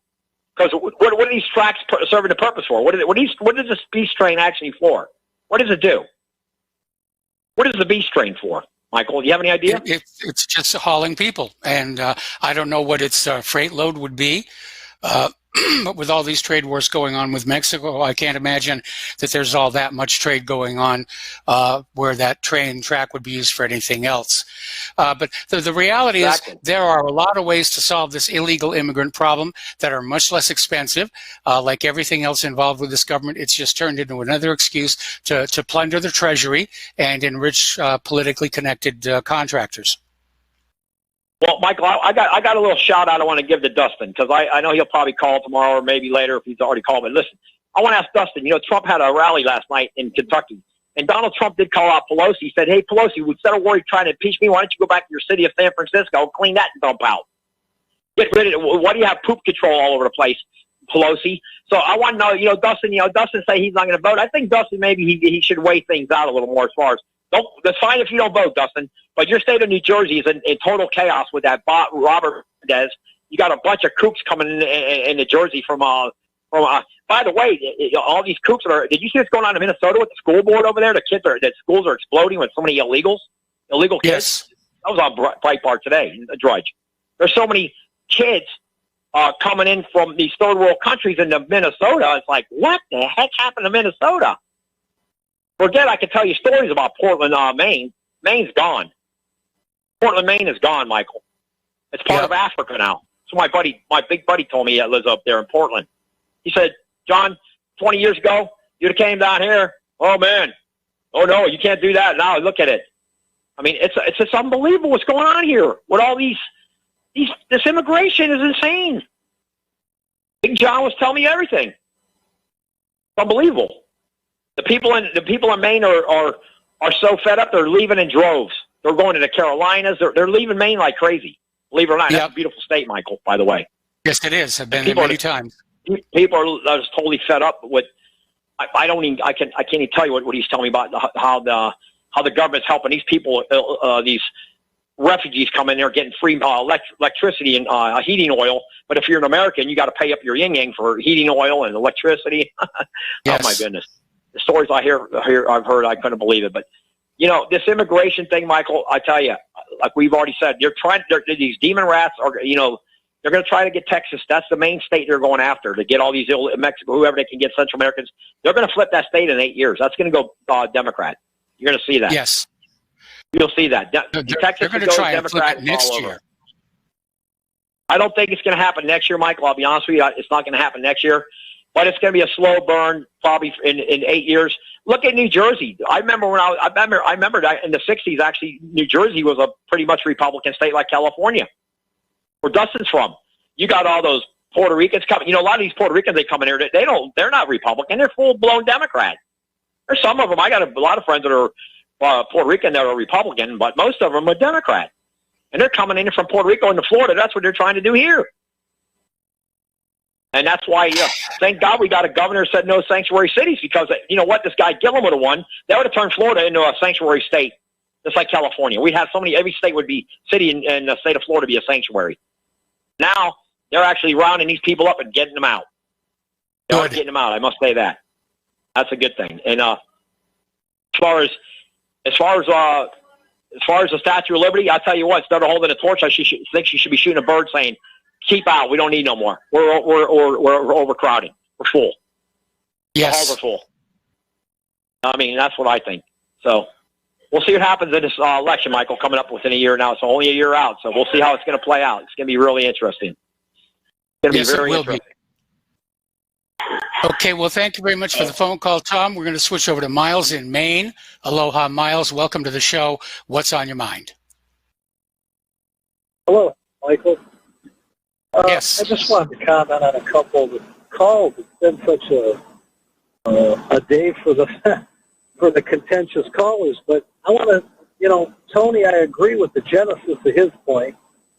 Nathan, I totally agree with, and I'd like to caution Nathan, you must remember, and I like Dustin, makes a lot of good calls, but Dustin is a lifelong Democrat, so he's not used to seeing anything get done. And then, you got Mark. You've got Mark there, and I don't know what he's looking at, but socialism's never worked anywhere. Every country involved with it's floundering, and always has from its essence. And he's going to vote for Tulsi Gabbard, anti-gun, open borders. The only good point she's got is the anti-war position, and they're not going to let her carry that out with all these war whores they got running around. So, I don't know what Mark's talking about. I mean, what's he talking about? Bernie Sanders? That's a good choice to take 95% of the billionaire's income? I mean, I don't know what Mark is. I don't know what happened with him, but he needs to come back on board, come back in alignment, look at reality, because, Cortez building a bridge to Hawaii and all this nonsense. I mean, I don't see how anybody could understand how, and taking the guns and all this nonsense, how any of that's of any value. They've never had a solution for the economy, and he was wrong from the beginning. What did it do about Hillary? Well, it's 2019. Hillary's not there. So that's what it did. And, I can understand people being unhappy with Trump, because no matter who is this president, no matter, pick your favorite. Pick your favorite of any president that's existed. 50% of the people don't like him. So I think we should be happy with the few victories at least we do get out of Trump, and hope that maybe we can persuade him through, activism, phone, whatever, talking to his people, to come a little bit more our way. But for these people that always sit there and say the man hasn't done nothing, they're just unconscious. They're in a coma, because they just want to see that he hasn't done nothing. But actually, like Nathan pointed out, Nathan was exactly right with his numbers and his statements. He really was. And that's all I really wanted to say, Mike. As usual, it's another great show, but I thought it was just pretty contentious today. It was definitely contentious here. But, again, politics is perception. And we're going to have to let you go, because we got to take another break for commercials. We've got another caller waiting on the line, and we will be right back. Aloha, America. Welcome back to the show. We're going to go back to the phones here to Jill in Arizona. Aloha, Jill. Welcome to the show. What's on your mind? Well, aloha, Mike. I'm just calling. I'm really surprised at how angry and accusing and short-tempered some of your callers are, and they cut you off. And It's like, my goodness, as if you run the world. But we don't always agree, but I find your show enjoying every bit of it, whether we agree or not. But I can't imagine calling and, accusing you of this and that, and why haven't you done this? And I was just going to tell you, hey, have a good day, and I'm praying for Claire, and I just hope you get settled in, and I wish you well. Well, thank you very much. I appreciate the thought here, and I figure probably by the end of this coming weekend, I'll have this all sorted out, and we're going to be down to the part of the movie and where we decide what gets hung on the walls and where it goes and that other decorator type stuff. And as far as the hostile callers, they're not calling in to have a debate. They're there to push a particular point or agenda. In this case, one of them today was there's really functionally no difference between illegal and legal immigrants, and therefore we should allow the illegals to continue to pour on in, or whatever the rationale was behind all of that. But yeah, it does feel like this show is rapidly becoming a focal point in the online debate over whether Trump should be reelected or not. And frankly, I don't see anybody out there any better than him. I just don't want Hillary to run against him. Oh, boy, that'll be fun. Well, to your listeners, I have a little insider information that, yes, the wall is going ahead, and there is a push on any work involved with building the wall. It's like we want these reports in yesterday, so they can calm down a little bit. But don't take it out on you, is my point, is like, my goodness, you can disagree with someone in a respectful manner, and it just upset me to see him be so angry with you. So I've listened to you for years. Well, thank you very much. All righty, Mike. Well, thank you. That's all I wanted to say. And you and Claire, I hope you enjoy the rest of your day. We certainly will. I mean, tonight is the season premiere of The Curse of Oak Island, and I'm waiting to see that happen. And considering how little they accomplish season to season, I don't know why I find that show so addicting, but I do. It's one of the few TV programs I actually queue up on the DVR. And so anyway, Jill, thank you for the phone call. We're going to let you go, and we're going to switch to James in Tokyo. Aloha, James. Welcome to the show. What's on your mind? The last caller, Mike, she's right. A lot of sour people calling. Like one of the guy who called you, Chris, he sounded like a real sour SOB. But anyway, I listened to a replay of your show from yesterday, and there you go again, Mike. You're getting on the case of Greta Thunberg for trying to stifle opposition on Facebook. How dare you, that little irritating Soros-sponsored wench should be on the other side of the ocean going to school. Okay, well, listen, James, stay on the line. We got to take a break for station identification. I'm going to come right back to you after these words from our sponsors. Hello, America. Welcome back to our show, hour number 3. The phone lines are open, 800-313-9443. And we're talking with James out of Tokyo about Greta Thunberg, who just went through a recent embarrassment. Go ahead. Just wanted to mention that point briefly, but you had another caller talk about Syria yesterday, and he said that he wanted to have Trump impeached, not because of the phony Ukrainian telephone call, but because Trump is securing the oil, so I'd like to see him be impeached. I know you don't like the Trump and the U.S. securing that oil, but personally I think it's a stroke of genius, because by doing that, they're preventing the Kurds from going into Syria for war to take that oil so that they can have enough dough to make their own Kurdistan, which will lead to further widespread war in the region. It also prevents Erdogan and his sons from stealing that oil and selling it for their personal benefit. And it also prevents the previously Obama-supported ISIS people from taking that oil to support killing more Christians throughout Syria. And Syria, it's better for them because they proved that they were not capable of protecting their own oil resources. So now Russia, Turkey, the Kurds, and Syria, they're engaged in peace talks which I think might go well because the whole oil thing is out of the question. What do you think about that? Well, I agree with most of what you said, but Trump has made it clear that a big part of this controlling the oil agenda is keeping it out of the hands of Assad, because Assad would use that oil revenue to rebuild Syria after all these years of war being made on their territory.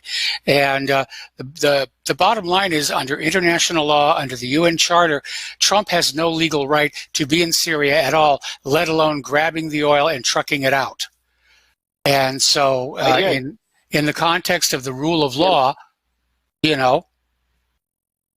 Yeah, I agree. He has no right to be there, but now everything has occurred, and for peace in the region, I think this is just the best way. That guy Tom is right. Immigration is totally out of control. I think Japan has really great immigration rules. If you want to come here to try and get with a normal job, you have to show a college diploma. You have to have a company sponsor you for a job that will pay you at least $30,000 a year. They vet people. So you don't have a big problem. I'm a legal immigrant here myself, and then after living here for a couple of years and you pay your taxes and you stay out of trouble, you can apply for your green card, which they call it here a permanent residency. But yeah, New Jersey is a shithole town. My mom used to have a house there, but don't have Dustin keep calling back. Mike, you always let Dustin call back over the most minute things. For example, Tom would say, hey, Dustin, I cut my own lawn, so I don't need an immigrant. And so Dustin calls back and he goes, well, I want to respond to that. It's okay if you cut your own lawn. And then he just will go on and on and on. Well, Trump is not doing anything. He's not building the wall. He's not doing this. Actually, Trump has been doing a lot of stuff. He got out a lot of bad trade deals. He's bringing jobs back. He's bringing manufacturing back. He's cutting taxes. He significantly reduced regulations, which personally affected my life in a positive manner, as one of my investments was due to these regulations. And due to that, I was able to retire at the young age of 55. He's the only person that I see that is even trying to take the issue of immigration seriously. And the wall is being built, though not as the pace, which I guess he wants to, because there's so much opposition from the Democrats. So, Mike, you should keep to the rules. You let people just call in once a day. And I think, everybody should stick to that. I responded to people that called from yesterday. And if I had called once, I wouldn't call back to respond to people. I think that's fair. Well, your point is well taken here. And I think as we go into the election next year, every American citizen needs to basically look around and say, how has my life personally been changed by the Trump administration? Forget about the coal miners being happy. Forget about this factory being built. Forget about the immigration wall. Everybody needs to look at their own life and say, is it better now or is it worse? And would it get better with this candidate, or would it get worse with that candidate? I totally agree with that. And finally, my final point is, recently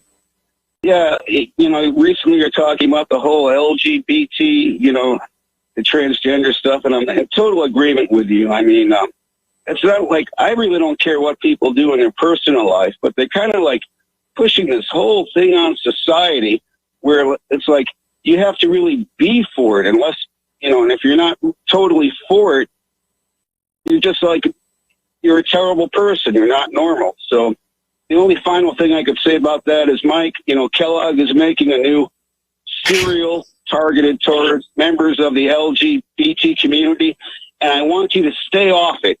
Due to the high soy content, I'm very scared that you might leave that lovely harp-playing Angel Claire and move to Thailand and spend all your free time looking for ladyboys. So don't eat that, Kellogg, okay? Well, it hadn't occurred to me that there was even a possibility of that. And my understanding is that this all-inclusive cereal is really just a repackaging of several of their name brands in the same box with the appropriate color cover illustration, box illustration. And I don't think it's going to do very well because it's very expensive. It's more symbolic than anything. And I'm a little too old for breakfast cereals anyway. So anything else? Cute. Pink box is cute. That's all I have to say, Mike. You have a great day. All right, thanks an awful lot. We're going to let you go. We're going to do a shout out to our on-air affiliates who are just now rejoining our network. So let's talk about human-caused global warming. And apparently there's this article that came out of governmentslaves.com saying 11,000 experts propose a final solution to global warming, just kill billions of people. So either that means a world war, an induced pandemic, or maybe we should all start making up lists of people we think need to be shot. So the Chukchi Sea between Russia and the United States has long posed a big question mark to polar bear researchers. The bears there are one of 19 distinct subpopulations found across the circumpolar Arctic, but nobody knew just how many bears actually lived in the region. And for decades, this lack of knowledge presented a huge challenge to those attempting to forecast the endangered bear's future. But after 8 years of tracking and tagging, scientists finally have an answer. They're not endangered.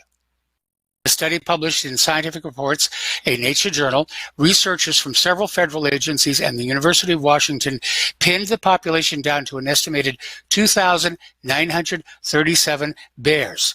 So for all intents and purposes, the Chukchi polar bears appear to be doing well. They're not drowning. They're not dying from human-caused global warming. By the way, if you still think humans are causing global warming, are you in for a rough week, both in New England and out in the Pacific Northwest? Now, Trump is starting to withdraw from the Paris Climate Agreement. That's one of the things I agree with him on. And Alyssa Milano is out there demanding to know why Trump hates everything. Because anytime somebody does something that Alyssa Milano does not agree with, it's obviously they're a hater. They are a hater. Reality is that the slight increase to carbon dioxide in the atmosphere is leading to a greener Earth. Plants are growing faster, more productive. They're producing faster crops. Do you know in commercial greenhouses, they will artificially increase the CO2 inside so the plants will grow faster and produce more saleable crop? Carbon dioxide is not a toxin, it's not a poison, it's an essential component of the chain of life on Earth. But it's being villainized and demonized because they want to say, oh, carbon dioxide is bad, and you icky-poo human beings, you're the cause of increased carbon dioxide, therefore you must atone your money and your obedience. Anyways, we mentioned earlier in the program, Terminator Dark Fate is practically dead on arrival. They're predicting a $120 million loss. And as that caller said, it's because it's politically correct. They kill off the lead character in the first part of the movie so they can replace him with this young girl who's politically correct. And I don't understand why Hollywood has not picked up on this yet. When you take an established character that the audience has responded well to in the past, and you feminize it, or you turn them into indoctrination, and then it bombs miserably. I think the feminization of Ghostbusters is a classic example. And it wasn't the fault of the cast. They were all very excellent comedians. They basically modified the original script, so it wasn't the script. It's just people aren't used to having that thrown at them. Characters that they're used to, all of a sudden change gender or have no gender. And there's also a time in a film franchise when you have to realize you've run its course and it's time to quit. You've jumped the shark. It's time to retire and enjoy the money you've made, enjoy your fame, start hitting the science fiction convention circuit, Comic-Con and so forth, and ride your fame for a little bit. Anyway, we were talking earlier, well, actually just yesterday, about all these quakes that are hitting all over Mindanao. Apparently, they've had a 6.6 quake strike off Tonga, and it hit about 83 miles west of Nayafu, the country's second largest town. They're not expecting permanent damage from it. Then they had a magnitude 6 quake hits in central Chile. No damage reported there. So the earth is a rockin' and a rollin'. It really, really is. Got that jump down, bounce around, shake the town, earthquake boogie. Alrighty, now apparently AMD, which has been considered up until now a chip-making underdog, they're starting to really glow because of the problems that have come out with Intel's chips and their speculative execution, which has opened up huge security problems. And if you patch the chip to get rid of the security problem, then the chip slows way, way down. So they're having a good time over there. All right.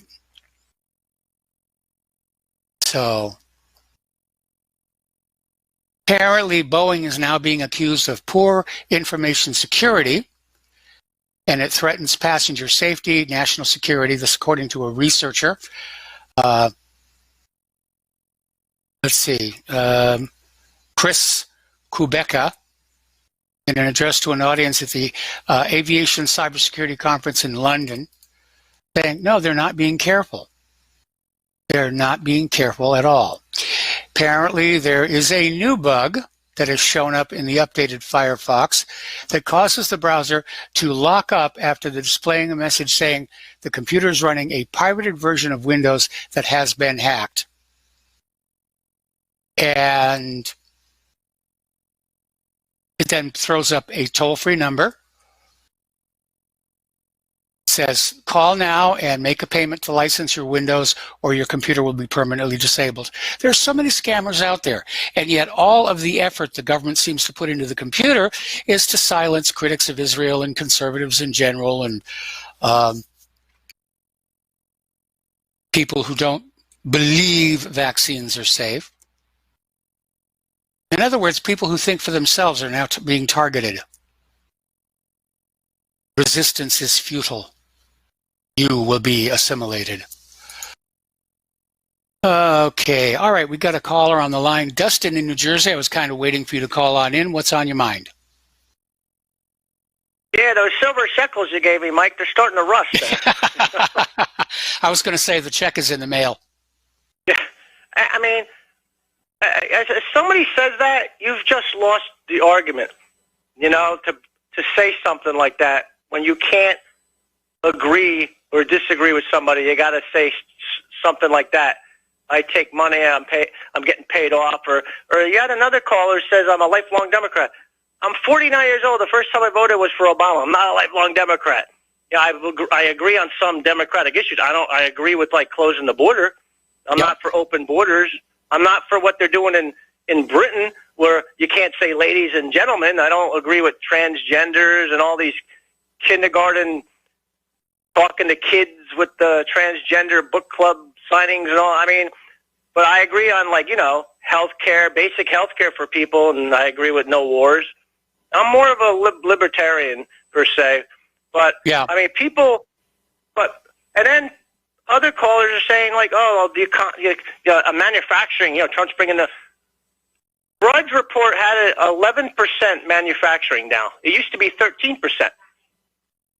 So how do they explain that? They said, well, they're all.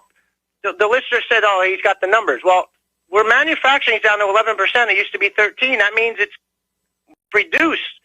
So the manufacturing jobs are not there. Just because a Foxconn or whatever company opens up a factory doesn't automatically say, well, Trump did that. You know, Trump. These deals are years in the making, years and years ahead.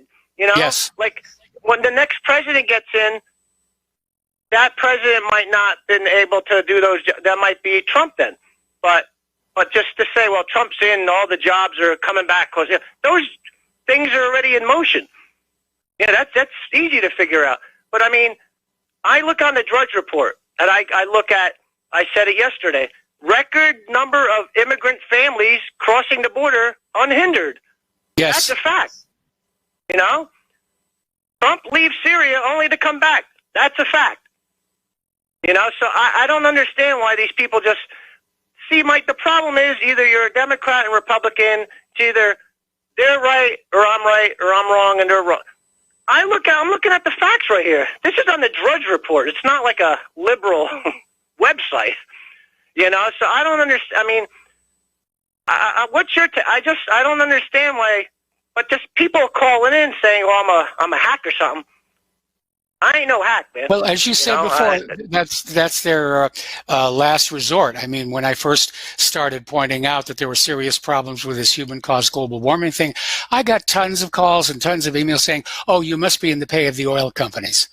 Well, I never got a check. These callers are regular callers, Mike. They call in you know, I don't think they're shills. I think they believe in what Trump says, but I mean, they make Trump like he's their brother or he's their family member.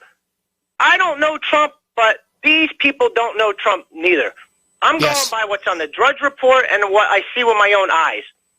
You know, I'm not going to say, "Oh, Trump's doing this, Trump's doing that," and all the people going to his rally. Big deal. So what? I see a lot of people going to other people's rallies. That doesn't mean squat. A lot of those people don't know what's going on. A lot of those people don't even realize that we armed Al-Qaeda and Al-Nusra Front. A lot of those people who go to those rallies don't understand that. They just don't do the research. You know, I'm not ripping on them. I'm not saying they're stupid. I'm just saying they just don't do the research. You know. But that's all I got to say, Mike. I mean, it just aggravates me. People call in and say I take money. They don't like what I got to say, so I'm bad. You know, and remember, by the way, Mike, I voted for Trump. You know, only 2 presidents I ever voted for in my whole life is Obama, which was a big mistake because I believed in his hope, and Trump. And that's it. It's not a lifelong Democrat. I voted for Trump. I just don't see any results. You know. So that's all I got to say, Mike. Have a good night. All right. Thanks an awful lot. We're going to let you go. The phone lines are open. 800-313-9443. Got an interesting little email here. Mike, that caller, Tony, who kept interrupting you, was the same guy that did the same thing about 10 minutes earlier under the name of Chris. It was the same guy, exact same voice, exact same demeanor. He was just calling in under a different name and doing the same thing. Well, we get that a lot here. Now, that's the unpleasant reality here. You know, there are people who are paid to disrupt online discussions. Oh, my goodness. We're down to our first commercial break here. We'll be right back after these few words. Aloha, America. Welcome back to our show here. We're going to go back to the phones to Kelly in Austin. Aloha, Kelly. Welcome to the show. What's on your mind? Okay, well, I'm going to avoid politics today, Mike. You mentioned the increase, or an apparent increase in earthquake activity today around the globe, and then yesterday I think you discussed the new Madrid fault system in the central continent. And I would tell you, as a geologist, I have a few comments to make about this. First off, that this is happening is not unusual. Earthquake activity has varied over time, as plate tectonic activity has varied over time as well. And so that it's occurring today tells you that Earth is doing what it's been doing for billions of years, operating through plate tectonics. So what you're seeing today is really not unusual. The new Madrid system is something different. It's a fault that runs up, or a system that runs up through the central part of the continent, and it's what's called a craton. So the forces acting on that are somewhat different from the forces acting along the subduction zone and the transport fault zones along the west coast of North America, Central America, and South America. But when that thing goes, I expect that that's going to be a devastating earthquake because of where it occurs and the type of rocks involved in this matter. So they're very hard, very competent rocks. And when that thing shifts and it moves, it's going to transmit a lot of energy a very long distance very quickly. And I expect that, depending upon where the focus of the earthquake is, there could be a lot of damage to some of the cities up and down the Mississippi embayment. Yep. So don't buy property in Memphis or St. Louis if you're concerned about the new mad earthquake. Now, when is that going to occur? Heck, I don't know. It's like trying to predict volcanic activity or earthquake activity. Anyway, but one other thing I want to tell you about this is that my son-in-law brought home a book that he got from a library up in Pflugerville, Texas, and the book deals with the influence of climate change and global warming on earthquakes and tectonic activity. And I saw that, and I wanted to practically throw it into the fireplace because it's just pure trash. There's nothing in the climate that's going to affect the central heat engine of the Earth and affect the convective system that's moving these plates around on the surface of Earth. And the fact that somebody can actually publish trash like that and that people would read it, to me, is absolutely appalling. Yeah, but anyway. If you look at all the things that have been blamed on human-caused global warming, there's actually a sub-page off of my ClimateGate page. I mean, anything going wrong anywhere on Earth, increase in prostitution, it's got to be global warming's fault. And it really is ridiculous, and it's hysteric. And climate changes. It always has, it always will. And it was changing long before humans showed up. And it'll go on changing after we're gone. Well, people need to understand that the current climate is actually rather cool with respect to climates that have preceded this one. Yes. If you look back at the temperature record through time, temperatures have been a lot higher. CO2 concentrations have been a lot higher and a lot lower. But the CO2 concentrations are really among about the lowest that they've ever been throughout geological time. You need to be concerned about this because if you get much lower, you get down to around 150 ppm in the atmosphere, you're at a point where you can no longer really support plant growth. And, and so we'll be in trouble there because the CO2 in the atmosphere is involved in photosynthesis, and it's photosynthesis that produces the oxygen in the atmosphere. Yes. So we need to be concerned about not trying to drive this too low. Frankly, we could use a bit more because I think we need more greening of the earth in order to produce more oxygen. I agree. Anyway, that's an unpopular opinion to have here in Austin, Texas, with all the uninformed greenies around. But it's difficult to argue with if you really understand gas chemistry and how Earth's climate has varied over time. Well, anyway, again, there's not a lot of science in this whole global warming thing. And of course, they don't even call it global warming anymore because we've got another early, hard winter on its way in. So they've rebranded it as climate change. And they're trying to convince us that the climate wouldn't be changing if it weren't for us icky-poo human beings. Well, yeah. You know, they're off in left field that the science presupposes this conclusion when you hear things like global warming science. Yeah. There is no such thing as global warming science. There is climatology, and climatology should not lead you definitely to one conclusion or the other.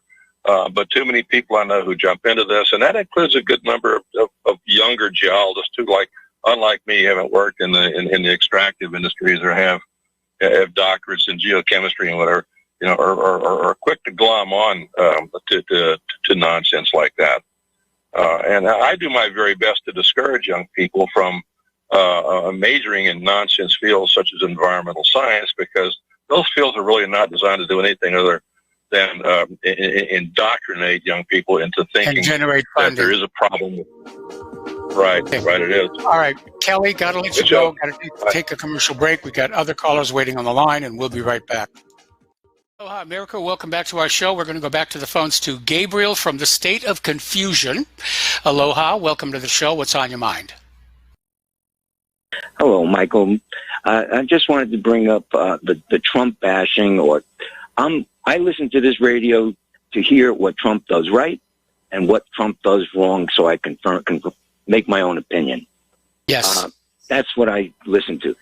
Okay, when it seems like certain callers call in and it's a constant thing, either they don't think I'm smart enough to know these things, or they just like hearing themselves talk. Now, as far as Dustin, the gentleman called in and asked you, Mike, if you were paying him because he has preferential treatment when it comes to the one call a day policy. And Dustin is the person that calls in and talks the most about the left-right paradigm. People only see it left-right, or Republican, Democrat. Calls in and accuses the gentleman about who brought up the inconsistency in the one call a day policy, and accuses him of the left-right paradigm, not listening to what he says, not wanting to hear what he says. That's what I wanted to say, Mike. I appreciate your show. I listen to it because I want to hear what Trump does right, what Trump does wrong. And I spend $50 a month on this radio station. So if the Trump bashers want to meet me dollar for dollar, I'd appreciate it.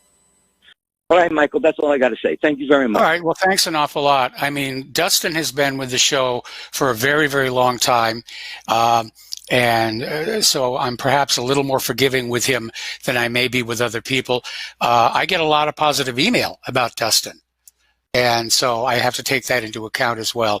Anyway, let's go back to the phones here to Slim in Canada. Aloha. Welcome to the show. What's on your mind? Greetings, Mike. I'm here to call about Dustin as well, sort of, in a way, but I'm not going to bash on the guy. He's a great caller, and he's been calling, just like you said, he's been calling forever. He gives some, he gives his opinion about Trump. He bashes Trump, but he gives rightful because he's disappointed. He invested all this time and let's say he invested all this rhetoric, I'm assuming, from a lot of his friends, just like I did, and then you did probably, and I'm assuming a lot of your listeners did, for supporting Trump. And now we're getting the backlash, like as if we sort of did something wrong. No, we didn't. He's the one that turned his back on us. So therefore, we're going to criticize him, and it's our right as citizens. I'm Canadian, but as I still have the right to criticize my prime minister and your president as well. Yes. Right? And, help yourself. No, I won't do that too much. Don't worry. I'm not against Trump, and I'm not for him. I'm sort of. I really don't. In a way, I don't care. It's all a circus to me. You know what I mean? And we're just, just sitting here. You as Americans, you get the front row seats to the circus, and we're, I guess, in the lower bowl. So, anyways, I'm just here to call that. Listen, you can't dictate the show based on trolls that are calling in the show. You have a few trolls that are calling in, bashing Dustin. And if you don't like Dustin, then you don't like the show. Then carry on.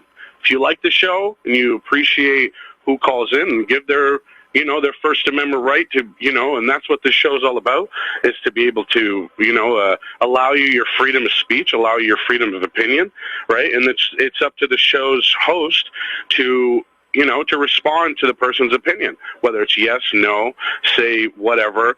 And another thing, it's your show, Mike, and it's none of our right to say what you do, don't do, who you allow, who you don't allow, and who you want to answer the phone from. Well, I say you shouldn't listen to the trolls or feed the trolls, even though I'm being a hypocrite right now by mentioning them. But I think they should, all these trolls, like the dude who called twice, I think you should just run into heavy traffic, because really you're not doing anything for anybody. You're not helping anybody out. Really, you should just do yourself a favor and be another statistic and this and that. And I mean, that's my opinion. I know it's not yours, Mike. Right, and I'm just going to throw that out there, so the FCC won't come after you. But anyways, and another thing, I called earlier about, a few days ago about what's going on in Lebanon, the protests that are happening in Lebanon. Apparently, I've been bamboozled as well. It's all a big Soros-funded. For the most part, a lot of it's Soros-funded protesters. The leaders of these these protests are Soros-funded. So, over here, I've been, it's just like the Trump thing all over again that happened to me. I'm feeling sort of diffused, but I'm sort of happy about what's going on. I'm glad that hopefully the corruption will take care of, but at what end? Right? Hopefully they don't turn it into an Islamic State, and then we're in worse situations than we were before, right? So, but that's a whole different that's another side note that I just wanted to, an update to what I called in before. Like I said, people, if you don't like Dustin, I remember a lot of people crapped on John, may he rest in peace. John from Barbados. I remember John, and he was one of the best callers you ever had, and people crapped on him one day because he made a simple joke about America, even though he loves America, and he loved the idea of America, and everybody crapped on him and started crapping on London and this and this and this, and it went into this whole feud, and it started, and I was thinking at the time, this is totally counterproductive. This isn't helping anybody out. We got all these problems in the world, and we're sitting there worried about John for Barbados, and may he rest in peace. It turned out to be all for naught in the end, and we all loved him, and now look, we wish that we can get him to come back and call back one more time. But, unfortunately, it's never going to happen. Mike, I got to let you go because I got to go. And I appreciate you, and I appreciate all your callers. Bye-bye. All right. Well, thank you very much. I mean, the rules here are very simple. If you call in and you're polite and respectful, I'm willing to let you air a point of view that is opposed to what I'm saying, because that's what discourse is supposed to be about. When you call on in and start screaming to basically force your point of view on everybody else, yeah, it is my show, and I have a disconnect button here, and I'm not afraid to use it. So let's go back to the phones here to Marcia in Massachusetts. Aloha, Marcia. Welcome to the show. What's on your mind? Hi, Mike. I was calling to say I haven't tuned in a while, and I was actually happy to hear some people call in and support President Trump tonight, because I haven't heard that in your show. All I hear, and Dustin's one of them, is he hasn't done anything. He's been in there. He hasn't done anything. He was an outsider who came in, and he's been fighting the deep state, as Chuck Schumer reminded him before he was elected. We have, 1,000 ways, 6 ways from Sunday to get back at you. And he has to somehow try to get past the deep state to get anything done. He has done so much. When I listen to people call in and say he hasn't, where's the wall? He can't get Congress to give him any money for the wall. What he's come up with on his own is amazing. I think I'm just dumbfounded. And for Dustin to say he gets his news off Drudge. Drudge is left now. It's not even right, and I'm not either. I voted for Trump, but I haven't voted. The only other Republican I voted for was Ron Paul. And I wouldn't vote for Ross Perot back in the day because I said the machine's too big. I don't think he can go in. I don't think he can do it. He can't be successful against such a big machine. But Trump's been doing this a long time, and he came in on his own money. He didn't take money from anybody. He's the only president who's ever been elected and has lost money in office. Trump took a lot of money from Sheldon Adelson. Well, he did most of it on his own. I don't think we could argue about that. But Dustin and Mark called up tonight and he showed his true colors. He said he's for socialism. I don't know where you go with that. The vaccine thing is because the pharmaceutical companies were given immunity for vaccines. That's their business model now. They can just create, and they have no, they're not held to any legal standard on those. But just back to Trump, he has accomplished a lot. I don't know where people come up with saying he hasn't. Well, I think if you go back on what he campaigned on in 2016, vaccine safety has not been addressed. The flaws in our election system have not been addressed. And maybe he's built a small section of the wall. They are being addressed.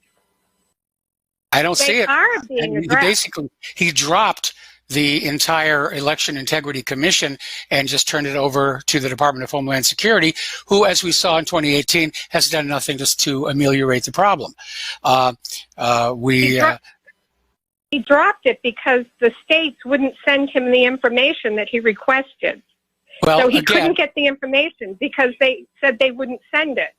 So they're trying to address it different ways, but go ahead. Yeah, I mean, basically, he turned over the vaccine safety to Robert F. Kennedy Jr., who's out there working as hard as he can, but can't get any mass media coverage. And as I said earlier today, I think most voters going into next year just need to ask a simple question. Has my life personally, me and my family and my business, is it better off now under Trump than it was under Obama? I would think a millionfold. And you know what? We shouldn't compare it to was it better under Obama. We should compare it to what it would have been like under Hillary Clinton. That I concede that point. And I don't think any of us think that we would have been better off under Hillary Clinton. And you know, everybody loves, Mark loves Tulsi Gabbard now. Tulsi Gabbard was funded, put into office. One of her advisors was Tony Podesta. You know, it's why when Obama, I live in Massachusetts, you know, Mike, and it's very left. And, you know, Obama was, oh my God, it was like Jesus was running for president. Well, Brzezinski was his foreign security advisor. Who expected anything to be different when that was his foreign security advisor? Well, that is the biggest mistake Trump made coming into office. He wanted to be magnanimous in victory, and he let all the Obama holdovers stay. He should have fought harder for Michael Flynn. And if Flynn is in fact exonerated and shown to be the victim of an FBI frame-up, that's going to reflect badly on Donald Trump. And Donald Trump is now surrounded with the same neocon advisors. I have friends. Go ahead. Trump is now surrounded by the same neocon advisors that George W. Bush was. And they're giving him bad information. You know, whatever. I mean, I don't mean whatever, like you don't know I just mean we're going to agree to disagree on some areas. I just think he's cleaned out the FBI. He's taken out those rotten people at the top. He's worked in the DOJ. We can agree to disagree on who he's put in their place. I think there is a lot being done, but I think he has accomplished a lot, and I'll just leave it there. And I do agree that maybe you shouldn't let some people call in so much. Stick to your rules or whatever. And I just appreciated tonight that I actually heard some positive comments, and thank you for your show. All right, well, you're welcome, and I don't mind the positive comments about Trump from those earlier callers. It was the manner in which it was delivered. Like, you know, how dare you not see the world the way I see it, which strikes me as a very liberal thing to do. Anyway, we're going to go to Frank in New York. Aloha, Frank. Welcome to the show. What's on your mind? Hi, Michael. Thanks for taking my call. Mike, I was a big supporter of Trump. I invested hundreds of dollars, a lot of hours and time getting up lawn signs, going to different towns in this area. But he has failed. He has failed. He was supposed to stop the funding the sanctuary cities. He was going to jail Hillary. He was going to build the wall. He was going to get out of the Middle East. He was going to get along with Russia. He was going to bring back Glass-Steagall. He was going to overturn Obamacare. He was going to get money for the infrastructure. He was going to cap the deficit spending. He was going to have an honest 9/11 investigation. He was going to set up a vaccine commission, which he did, then he disbanded. He was going to set up a vote to prevent vote fraud commission, which he did, but then he disbanded that. He turned around, he sold weapons to the Saudis. The Saudis were involved in 9/11. Matter of fact, the House and the Senate each passed a bill, okay, to stop our aiding the Saudis in the slaughter going over on Yemen. And our presidential peace president, he vetoed that bill. Okay, yep. He signed the law to ban bump stocks. He turned his back on Julian Assange. He undermined Roy Moore. He bombed Syria based on a false flag. Okay, he's allowed a record number of illegals are coming in right now. He's hired more people for Goldman Sachs in 2 years. Okay, in his couple of years than Bush and Obama combined in their 16 years. I mean, I don't see how these people can still keep defending this guy. I mean, you know, he's broken so many promises that he made. And they say, oh, well, he can't get the wall. He's the president of the United States. You know, we can build bases in 800 countries around the world or whatever, not 800 countries, or 800 bases around the world, and he can't build a wall? Do it. And make the Supreme Court or somebody. He's got the Supreme Court. Now, who's going to stop him? You know, like Andrew Jackson, they said something was unconstitutional. He said, well, let them enforce it. And he went ahead and did what he had to do. That's what Trump is supposed to do. You know, and Trump brings in all of these guys, John Bolton and Pompeo and this and that. Why didn't he bring in Pat Buchanan and Ron Paul and Jesse Ventura, Yes. Dennis Kucinich, Cynthia McKinney? You know what I'm saying, brother? Yep. Yeah, I understand exactly what you're saying. Trump basically turned into George W. Bush light. Oh, exactly. He's got Bill Barr there. Bill Barr was the one covering. He was, helping out Ron Horiuchi. Remember Horiuchi shot Vicki Weaver when she's holding her baby. You know, Bill Barr was a big defender of his. Oh, we got to do this. We got to do that. You know, we got to bring in Tom Fitton. Okay, Tom Fitton's. You know, I remember he was on with Sean Hannity. And he said, you know, we got all of these crimes going on. When are we going to start prosecuting somebody? No, Hillary's walking around. They're all walking around. You know, we always hear, it's coming down when the Inspector General Horowitz, when he comes out, this is going to happen. I don't see it happening, Mike. I really don't. No, I don't either. And I think that's Dustin's entire point. And we're supposed to think Trump is doing a great job because he did something for the coal miners or he helped turn the ground on a factory someplace in the Midwest. That's not running an entire country. And that's why I'm saying going into next year, voters need to ask themselves, how has the Trump administration improved my life, me personally, my job, my family, my quality of life? Is it better or worse? That's what people need to start focusing Mike, on. you hit it perfect.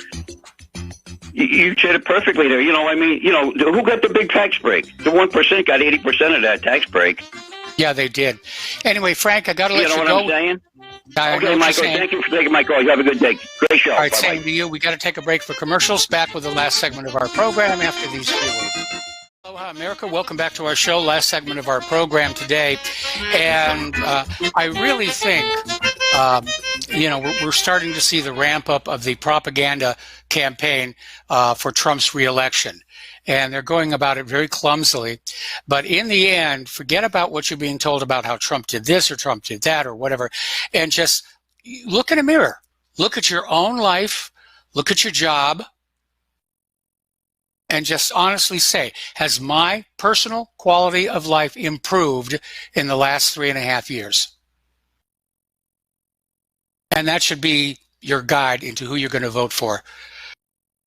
All righty. So anyway, the Senate has come out with a secret algorithm bill that doesn't actually fight secret algorithms. It's your Congress in action here. I love this story. This came out of governmentslaves.com. Apparently, police are warning of untrustworthy drug dealers. Well, they are drug dealers. And the police are now offering to weigh the drugs you buy from dealers to make sure that you received the correct amount for your money. So now the police are acting as quality assurance for the drug trade.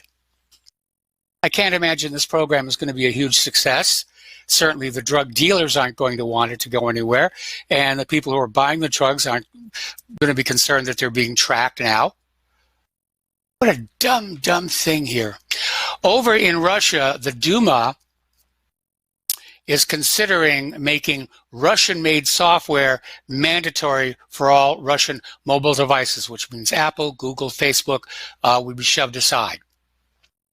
And the legislation, which has passed its first reading, is basically aimed at Russia having a mobile communications technology that is not cracked by the NSA.